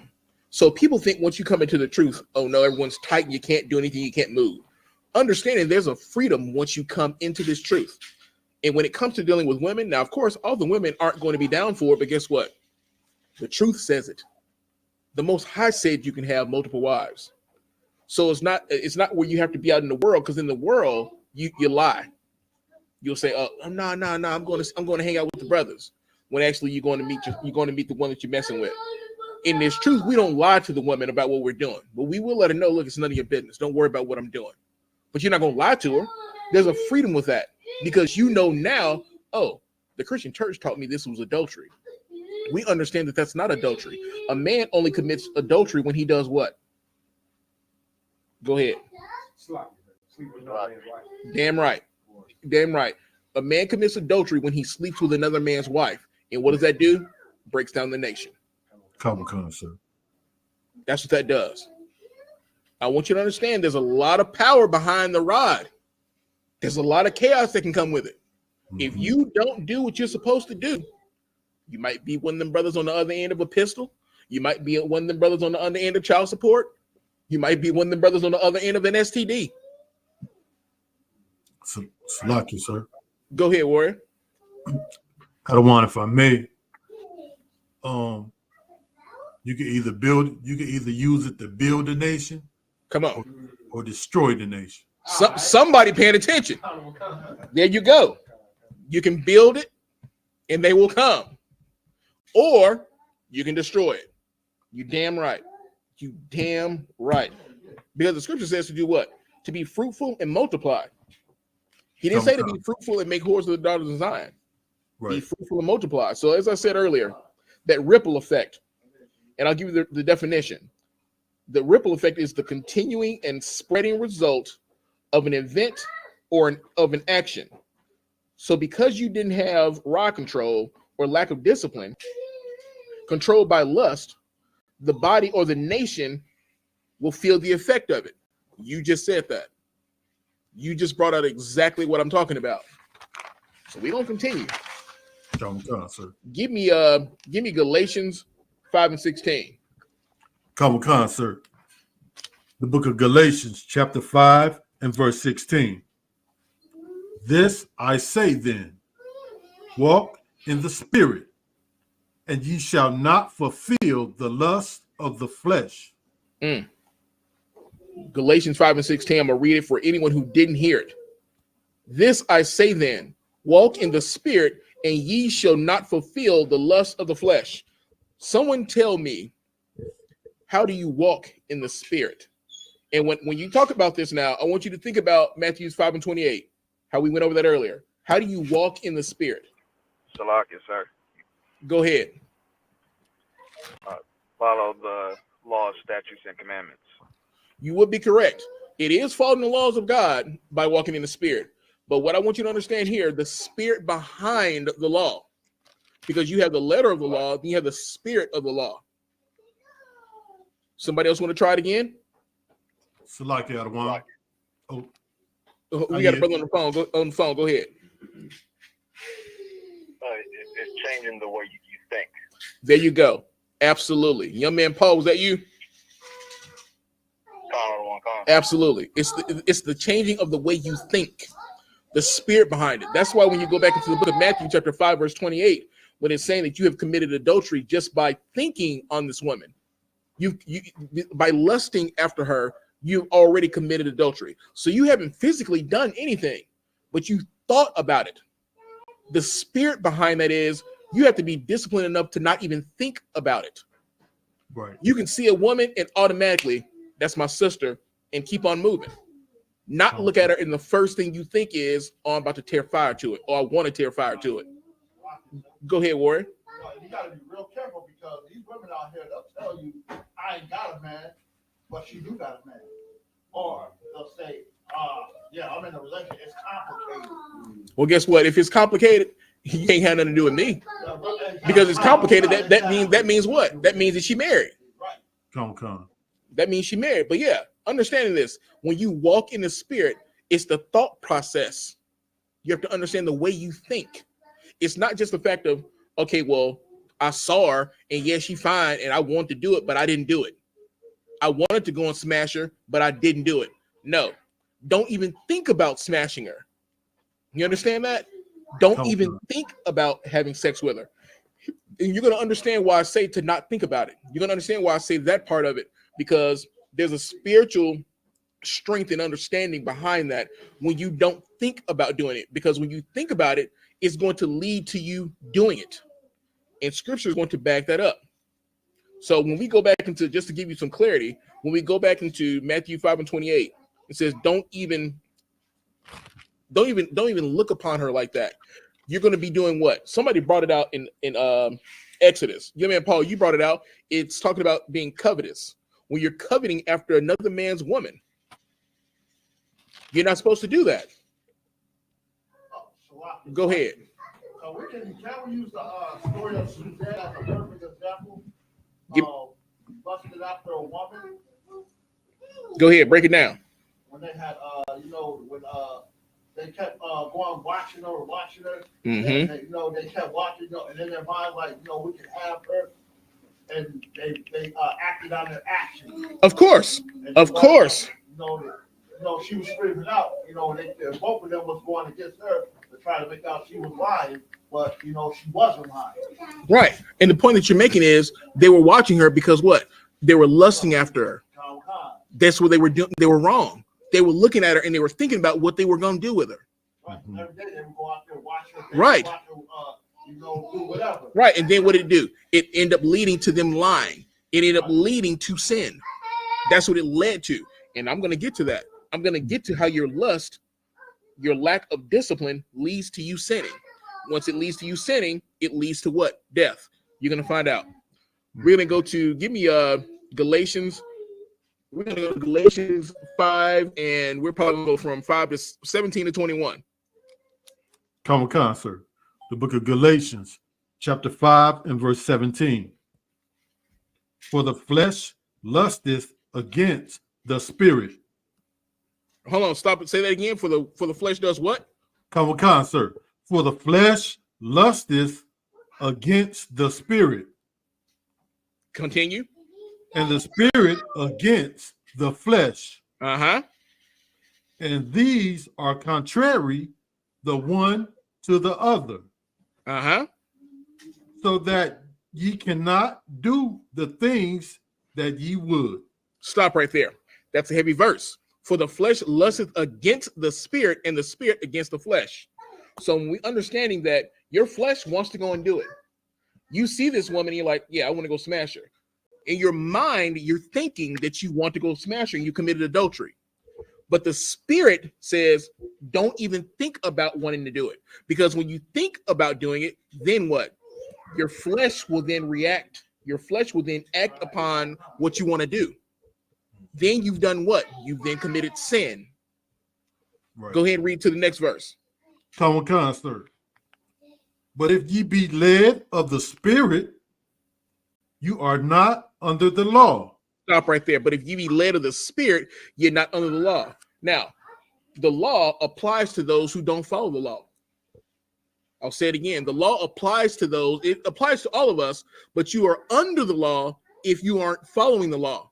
So if you are under the law, that means that you are under the penalty of the punishment, under the penalty of death. But if you are following the law, are you under the law? Are you under the penalty of death? No. This is very important. Continue reading. Common Concert, verse 19. Now the works of the flesh are manifest, which are these. Now, hold on a second. Now the works of the flesh are manifest. Here's what I'm saying to you now. Because you aren't operating spiritually, but because you're operating in your lust and they become manifest, here's the things that you do. Read. Common Con. Adultery, fornication, uncleanness, lasciviousness. Stop right there. So when we go back to the beginning, it says here, the works of the flesh are manifest, which are these. I'll stop right here at this main one, adultery. So when it says here, now that the works of the flesh are manifest, which are these, adultery. Then it says fornication. Fornication, you can be sleeping with a strange woman. You're going and doing some woman and then you're just leaving her. Fornication, contrary to what the Christian church tells you, is not having sex. It is doing abominable things. It is going and being, number one, you're sleeping with animals. You're sleeping with other men. You're going to make it whore to the daughters of Zion. Things like that. It is not just from having sex. You're doing something that goes against the laws of God while you're having this sex act, this sexual act is what you're doing. So here's what happened when it says the manifest of the flesh. Because of your thoughts then giving birth to what you want to do, here's what happens. Continue reading. Come on, sir. Verse 20. Adultery. Idolatry. Witchcraft. Hatred. Variance. Emulations. Wrath. Strife. Seditions. Heresies. Now, stop right there. What I want you to understand here, it says, now that the works of the flesh are manifest, it's going through all these things here that are sinful. All these things, you're going to find out what it does at the end. Continue reading the next verse. Come on, sir. Verse 21. Envyings, murders, drunkenness, revelings, and such like of the which I tell you before, as I have also told you in time past, that they which do such things shall not inherit the kingdom of God. Now, right there, they that which do such things shall not inherit the kingdom of God. The kingdom of God is rulership. The kingdom of God is us, Israel. We're trying to build this nation. But guess what? If you're doing these things, you can't have it. So guess what that means?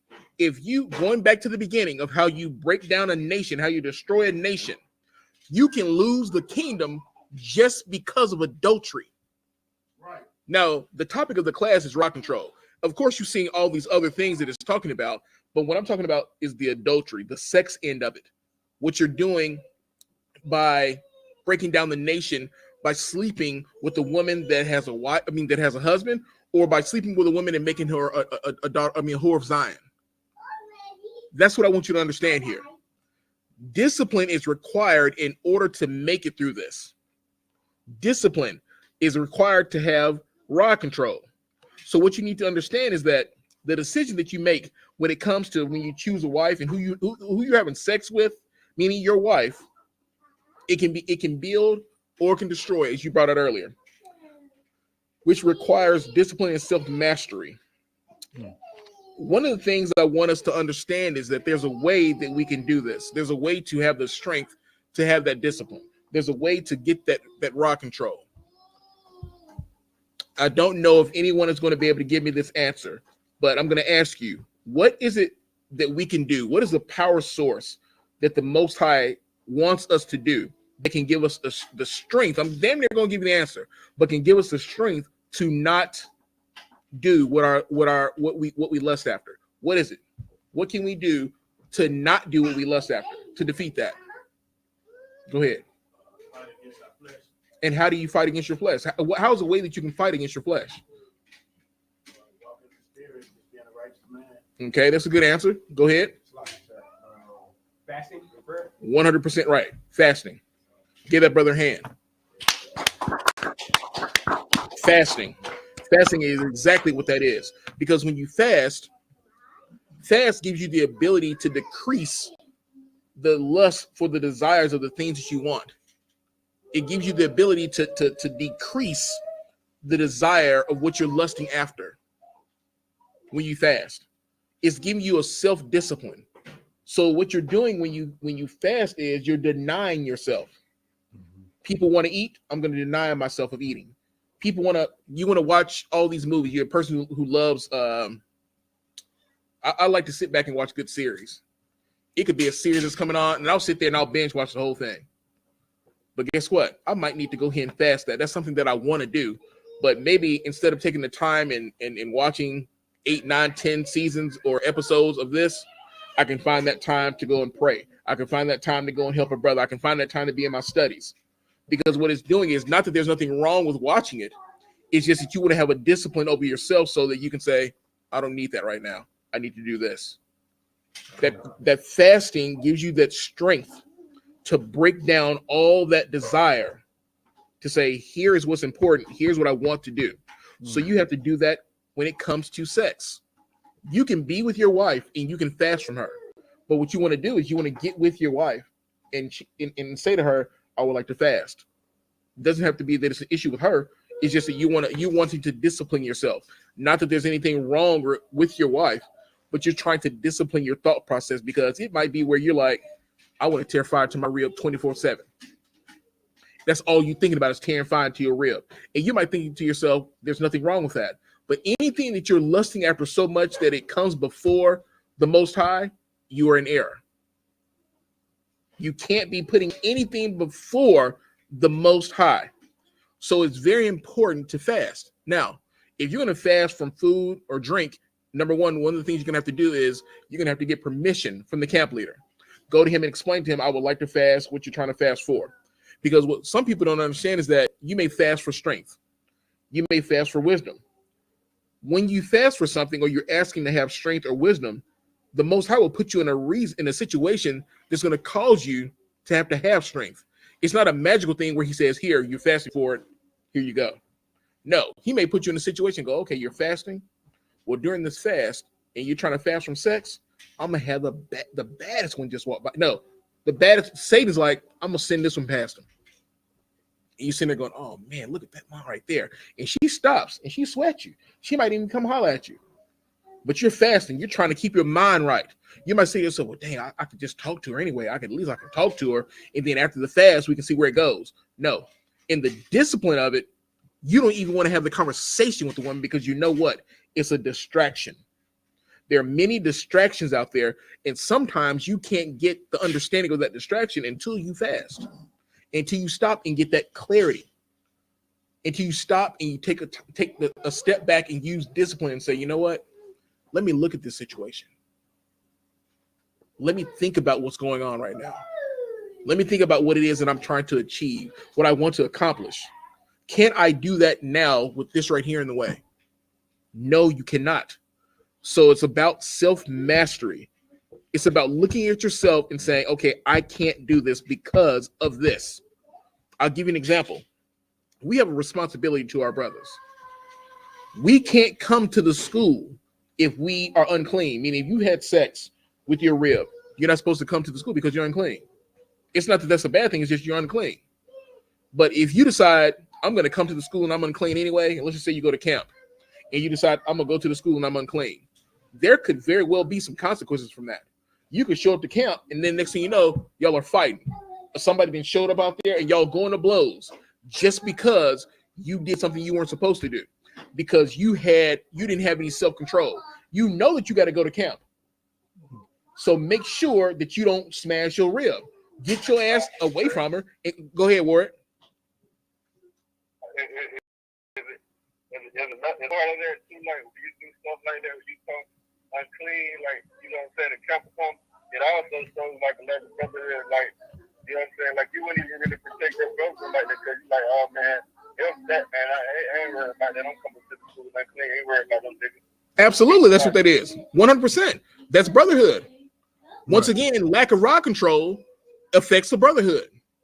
Right. So because you couldn't wait and you had to have sex and you went ahead and went to camp anyway, you were putting your brothers in harm's way. So understand this, by the decisions that you make can affect everyone around you. Mm-hmm. Just because you had to go and have sex. Mind you, I'm not against it. It's a beautiful thing. I love it. Go ahead, Warren. I was going to ask you, like, if you shower after you have sex, then when you come to camp, what's the... Lie, you're still unclean until the evening. Okay. That's just what that is. Go ahead, Warren. If I may, sir, I was going to pull that precept for you. Go ahead. This is the book of Leviticus, chapter 15, verse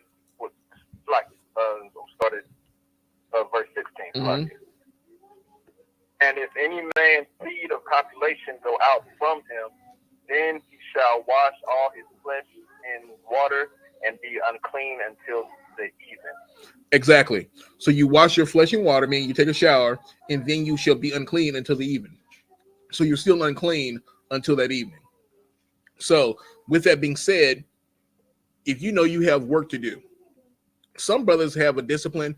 I'll say I wouldn't put this brother's name out there. There's a brother in the school who is almost available damn near every day when it comes to teaching. He'll be like, yeah, I'm coming in. I'll come in and teach if you need me to come teach. That requires him to neglect himself and his wife of sex because he knows he has a duty for his nation. I don't think y'all understand what I just said. You have a brother who is pretty much available all the time because he understands his duty to his nation. Because if he's having sex, he's going to be unclean until the next day. So he might not be able to come in and teach on time. But if he's neglecting himself, if he's denying himself of that pleasure so that he can do the work of the Lord, he's doing what? He's building the nation. God. Because he has rod control, he's building the nation. Oh God. You're going to understand what I'm saying eventually. It is very important to understand the strength that comes with controlling your rod. Weak men can't control their rod, but soldiers can do what? Control their rod. Soldiers can. Come on. Warriors can. You got some warrior? Salaki, sir. Go ahead. If I may, I was just gonna say, and that itself is an act of selflessness. There you go.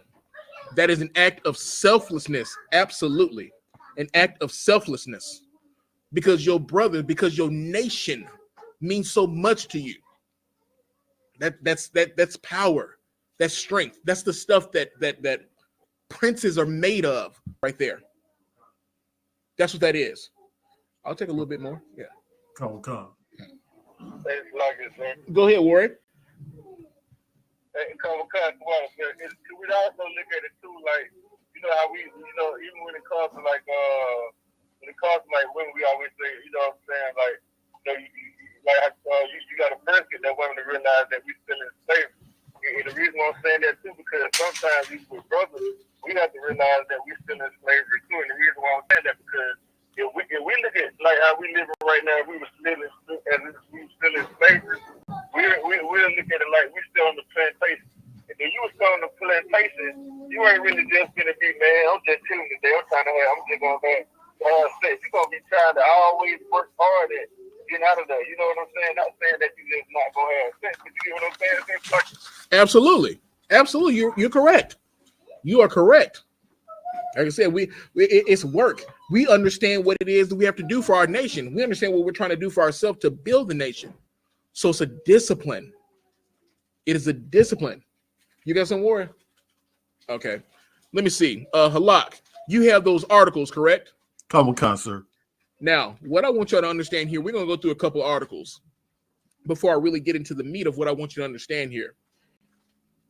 In these articles that we're going to go through, you're going to show how lust led men to do things that they shouldn't have done, and then you're going to see the end result. You're going to see how destroyed our people are when they're led by their lust. There's an article, Halak, where it says the man murdered woman. The first one I sent you, man murdered woman after he found out she was transgender. Read that one. Come on, sir.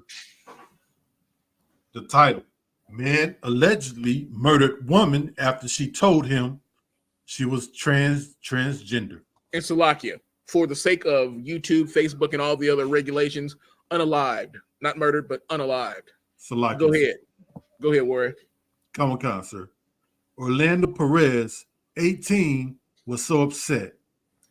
And right there, stop right there. Orlando Perez, this right here is an Isupk, brother, if I'm not mistaken. Go ahead. Come on, sir. He told detectives after killing Selena Reese Hernandez, he returned to her home a second time to shoot her again, prosecutor said. Okay. Go ahead.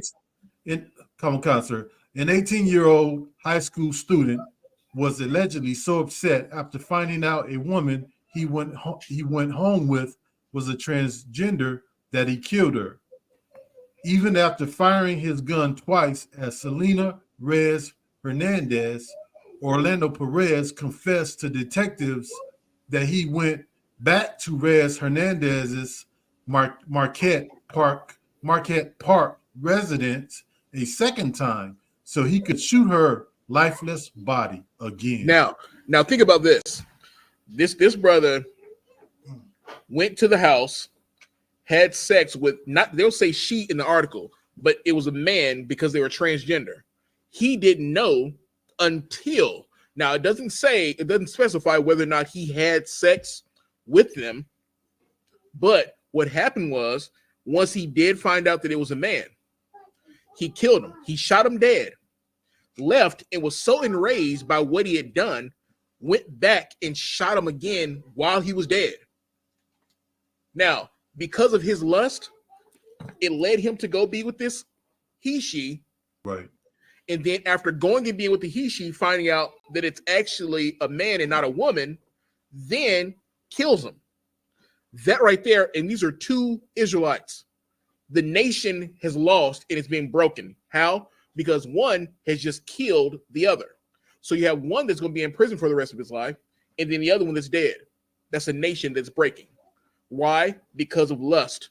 Because his lust was to go and have sex with this strange person, meaning a man that was a whore that was destroyed by demons that thought they were a woman, and then the woman or the man that thought they were a woman deciding to go and get with this man and not say, hey, I'm a man.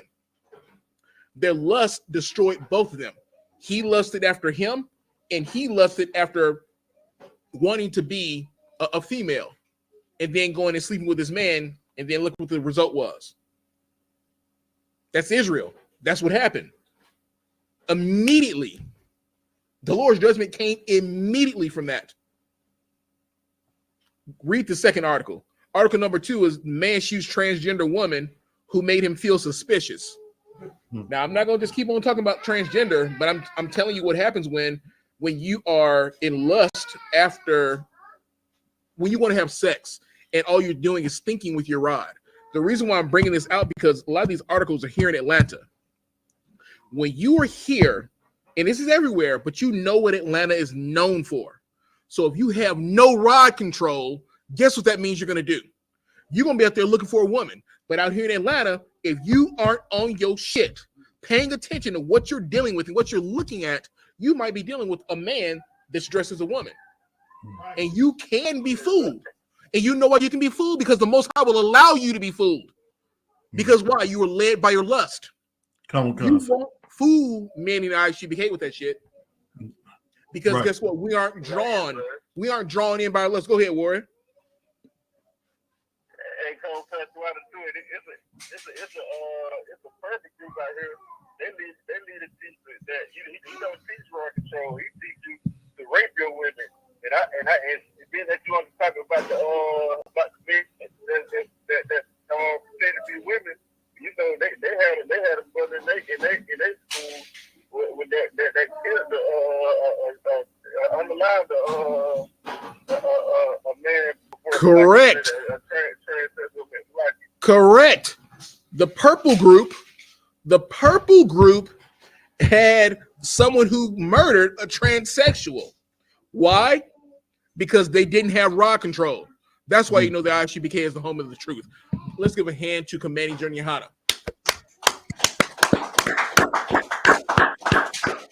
Because here in the Isupk, we learn rod control. But in the purple group, not only do they tell you can rape them, but you can have heathens in your group, and apparently the heathens can sleep with transgender and then kill them. That right there actually could have. I'm glad you brought that out, because that's a part of this. He didn't have rod control, so what happened? He got caught up. He got caught up with a transvestite or transgender, whatever you want to call it, because of lack of rod control. You see, you will fall to your sin because you have no control. Now go ahead and read that article out. The second article. Come on, sir. Man whose last name is Bible fatally shot transgender woman who made him feel suspicious during oral sex. Now, what happened here is the man was made to feel suspicious during oral sex. Now, Salakia, in case I can't say that, it's already been said, but for those of you who don't understand, a mouth technician or a mouth mechanic or a throat technician, that's what we're going to talk about, a mouth mechanic or a throat technician, if you understand. So what was happening is, while this brother was getting service by this mouth mechanic, he started to feel suspicious. And I know you've seen where it said, doesn't that feel suspicious? Doesn't that seem suspicious? Well, yes, it does. Go ahead and continue reading. Common concert. A Minneapolis man is facing a murder rap after shooting a transgender woman who made him feel suspicious during mouth performance. During mouth performance. Excellent. During mouth performance. And what he did was, because he thought, something isn't right, and then realized, yeah, maybe it's not right, then decided, I'm going to unalive them. Go ahead and continue reading. Common concert. And confessed to his parents he knew he wasn't God, but had to do it, according to a report. He knew he wasn't God, but had to do it according to the report. What happened was, judgment came quickly. Because of his lack of rod control, he goes and gets serviced by this woman. But here is the great part of that. And I don't know if you got to this part of it, so I'll skip to it. You had this brother who was at a bus stop. This is here. I don't want to get ahead of myself. Hopefully I'm not. Basically, what was happening was, this brother was at a bus stop. And while he was at the bus station waiting for the bus, this transgender walked up and basically said, you want some mouth gratification? And he said yes. He walks on the side of a building, and then they give them the mouth gratification. In that process, here's what I want you to understand about lack of rod control, is the fact that it was a complete stranger that just walked up and said, you want to be orally gratified? And then he just said yes and went and did it. Complete stranger. No rod control. What is wrong with you? That is a weak person. I don't give a damn how bad you are. If you come to me and say, hey, I can do so and such and such, Salakia, Shalom, and I'm gonna keep moving. That's right. Keep moving. I don't need that. I'm a warrior. I'm a soldier. I'm the prize. So how dare I go and say, you know what? Yeah, go ahead and please me. You're a stranger. Let me go ahead and just do this. That's absolute ridiculousness. So what did this brother do? He went on the side of this building and got pleasured by a goddamn man, and then was like, oh, I'm starting to feel suspicious. Now, did you feel suspicious after you dropped your seed? At what point did you realize this was a man? While they were doing it? Once they were done? When did you realize it was a man? Now, there's an article, and I saw the article, and I saw the person that was doing it. That was a man. I knew. I was like, oh, that's a man right there. That person was so fixated on what the person said to him that it completely escaped them that it was a man who said it, although they may have been dressed like a woman. Lack of rod control. So now guess what? He's in jail for the rest of his life, and this transgender man is now dead. The nation is falling. Yeah. These are Israelites. You're starting to get the picture. You're starting to understand. Now, go ahead, Warrior. He should have told it was a man from your street. He should have. But you burn it in your lust. Correct. That pleasure, Correct. you know, that didn't even matter. Right. All that went out the window. When you're burning in your lust, you can't see. Right. All you want is what you want. Yeah. It's like that wild donkey when it gets on you. What can you do to get it off of you? Give me the next article is the Plenty of Fish article. Common concert.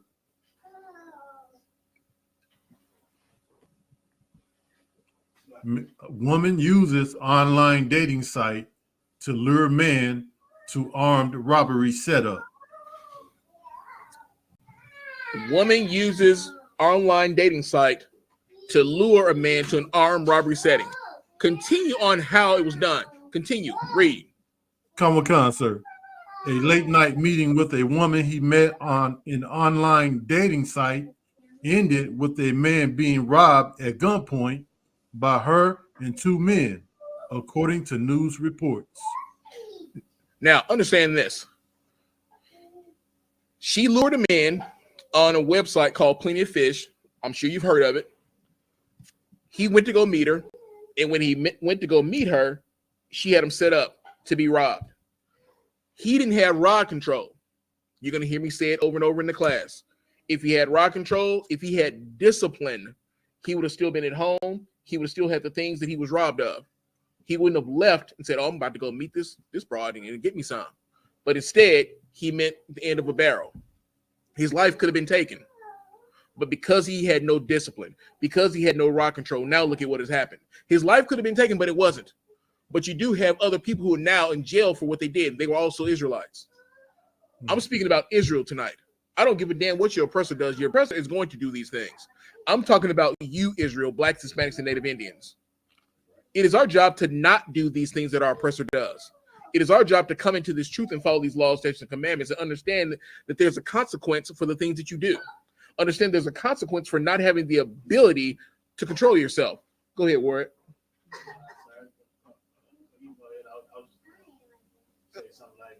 No, bring your point out. I was just gonna say, I feel sorry for that young brother because he was young, but at the same time, the devil is to and fro looking for people who he can deceive, man.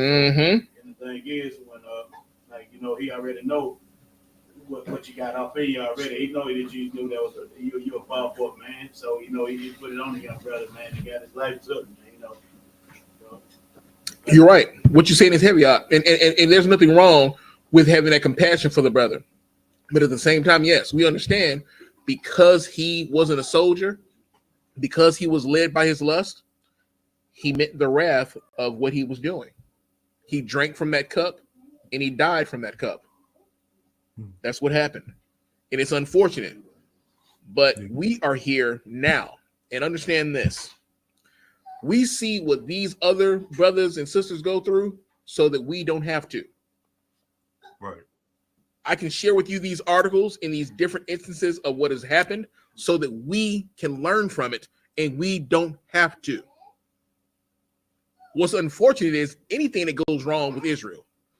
But the fact is it's going to, because of our sin, because we don't know what love is, because we don't know who we are, because we don't understand our culture. Our culture is not to be homosexuals. Our culture is not to be lesbians. Our culture is not to go out there and just sleep with anyone. Our culture is to be princes and princesses and follow the laws of the Most High. We are royal people. We are a nation above all nations. But how are we a nation above all nations if we're just sleeping with anyone? If we're just doing anything? If we're just led by our lust and this fornication just boils in us? How can we be a nation above all nations when we're doing that? We can't be. That's why we have to come into this truth. Read for me article number 4. The Gwinnett teens lured man with promise of sex. Read that one. Come, sir. Gwinnett teens lured man with promise of sex before killing him.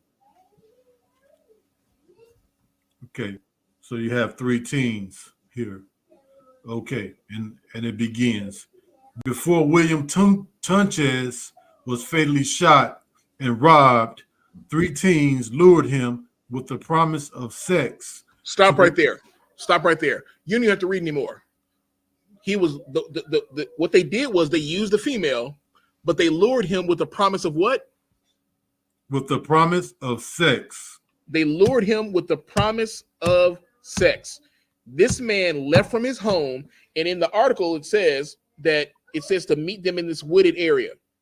So he left to go meet them in a wooded area for sex. He wanted that thing bad. He wanted it bad.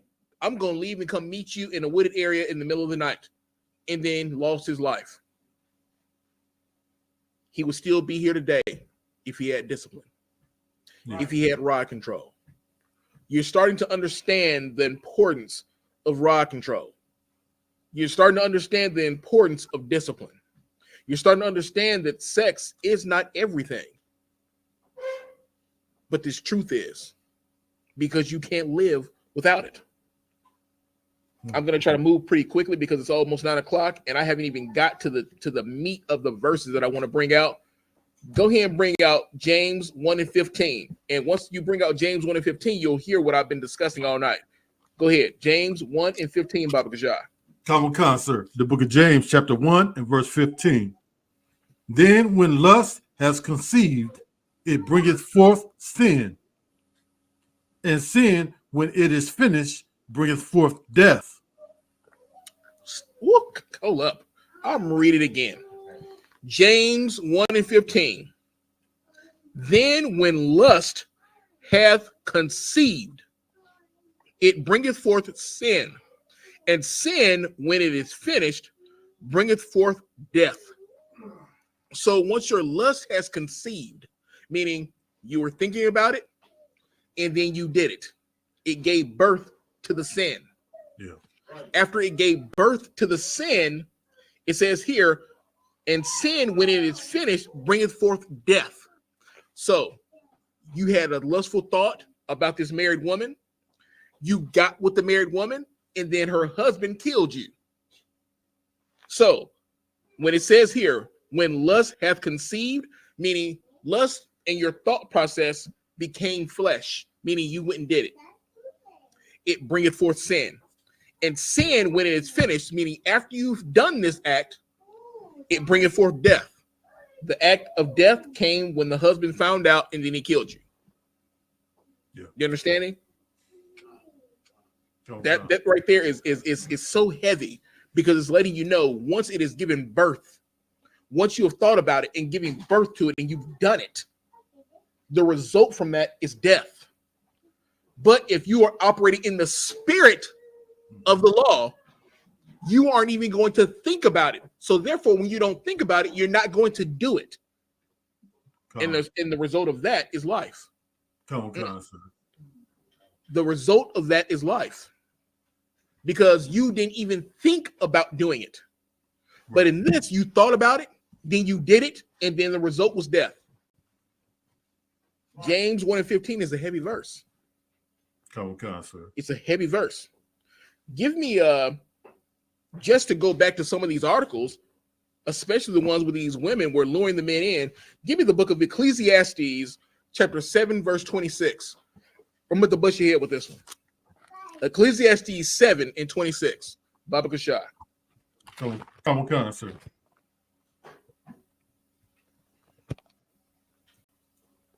The book of Ecclesiastes, chapter 7 and verse 26. And I find more bitter than death the woman whose heart... Stop right there. And I find more bitter than death the woman. I'm going to say it again. And I find more bitter than death the woman. Continue. The woman whose heart is snares and nets. Now, a snare and a net, what is that? What is that? What do you use a snare and a net for? It's a lucky other one. It's a trap. You got to say a trap? Sir. Absolutely. Go ahead, continue reading. And her hands as hands who Salakia, and her hands as bands. Now, in her hands as bands, that means they have you locked up. So her mind it's like snares and traps. And once she's trapped you, she's got you locked up. Her hands it's as bands, got you locked up. Continue reading. Now, and now when you read this, I want you to read it loud. Sir. Whoso pleaseth the Most High shall escape from her, but the sinner shall be taken by her. Now, I'm going to read it again. The book of Ecclesiastes, chapter 7, verse 26. And I find more bitter than death the woman whose heart is snares and nets, and her hands is bands. Whoso pleaseth God shall escape from her. So if you please God, you will escape from her. How do you please God? By having the discipline to follow the law. But the sinner shall be taken by her. So if you aren't following the laws of God, you're going to be taken by her. So guess what? these men who left to go sleep with strange women meaning whores, guess what happened? You were taken by her. You understand that? You were taken by her because you didn't please God. The Most High allowed you to be taken because you did not please God. You weren't following the law. So it's right there in the scripture. Whoso pleaseth God shall escape from her. I've escaped from her. I'm in the truth. These women cannot F with me. I'm going to see you coming from a mile away because my first wife is going to be like, nah, my first wife is this truth. My first wife is going to stop and go, nope, that right there. No, that's not it, Kasiad. That's not it. My first wife is going to give me the warning. Right. Woo. Y'all probably didn't understand that. My first wife is going to give me the warning and let me know that the one that I'm seeing ain't it. Go ahead, Warrior. Yeah. Come on now. Come on. My first wife is giving me the warning that right there is not my wife. Right. I don't think you understand. Whew, I like that. Go ahead. I was just starting to come to classes and understand what it means to what's a heathen and what's not, what is our nation, what's not. And, you know, I was meeting somebody because I went to my friend. He graduated in the winter. He hustled. I'm there. And, you know, a girl there who knew her, she was not of our nation. Now, I didn't know, right? Because a lot of people from other nations, sometimes they look like they're black like us, but they're black like something else. This is true. But before, and like you said, with patience, not overdoing anything, not being explicitly, and then finding out without doing anything and without putting that out in the air that this was not somebody from my nation, and having the discipline to like not even interact past that ever again. You know what, brother? Give that brother a hand right there. You're damn right, Doc. You're damn right. You took your time because indeed, all skin folk ain't kinfolk. They can look like you, but they ain't you. Right. You took your time to ask the questions. You took your time to find out. And guess what? Even if you didn't say, hey, who's your daddy? You might not have said that, but because you had the discipline to take your time, the Most High set up a situation for you to find out, oh, she looks like us, but she's not us, because you weren't led by your rod. Most High in Christ, warrior. Keep doing what you're doing. Keep doing just that. Absolutely. Absolutely. Now, what I want to do now, we have, what time is it? It is probably 9 o'clock. It's 5 after 9. I'm not the general, and the generals are the ones who go over the classes as long as they want. With that being said, the meat of the scriptures I'm going to share with you, and I want you all to read this because we're going to revisit it. The book of Proverbs, chapter 7. The book of Proverbs, chapter 7. I want you to read the entire chapter because I may come back next week to go into Proverbs chapter 7. And you're going to understand that everything that I've said to you is in that entire chapter. In the book of Proverbs chapter 7, read it tonight. Once you read it, you're going to see exactly what's going on. And I'm going to help you to get the understanding. So I'm going to have to do a part 2 of this class and come back and break it down for you. But with that, I'm going to pass the class over to powerful priest and prophet, Mawasar.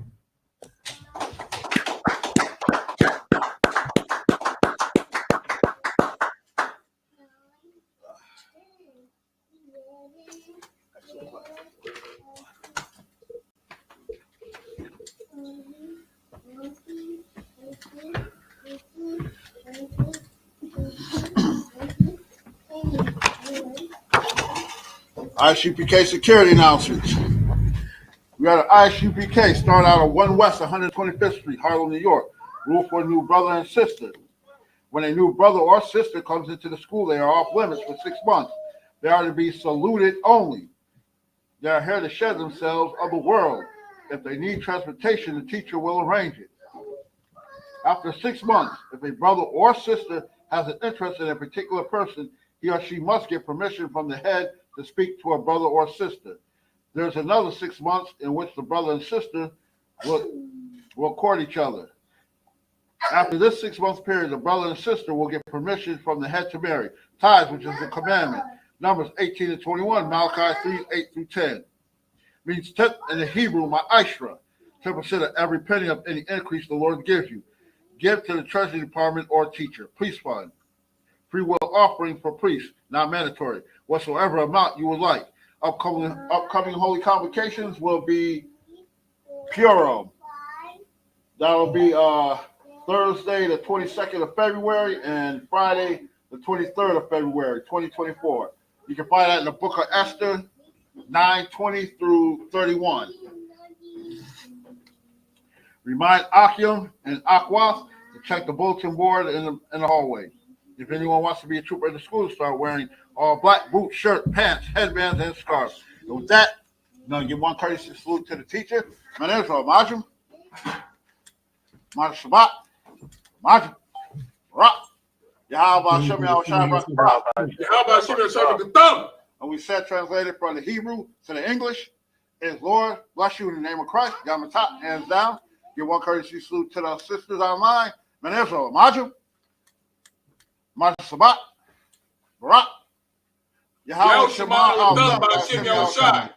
And what we said, translated from the English from the Hebrew to the English, is Lord watch over you in the name of Christ. Yamatat, hands down, class dismissed.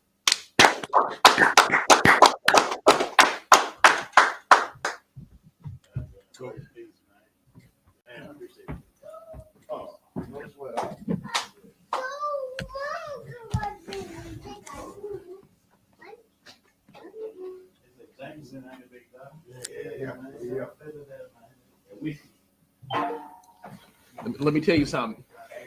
That jank with the water. I charge your ass toll fee. I'm a real big priest, nigga. We can't play for keys, nigga. I command a general to get a damn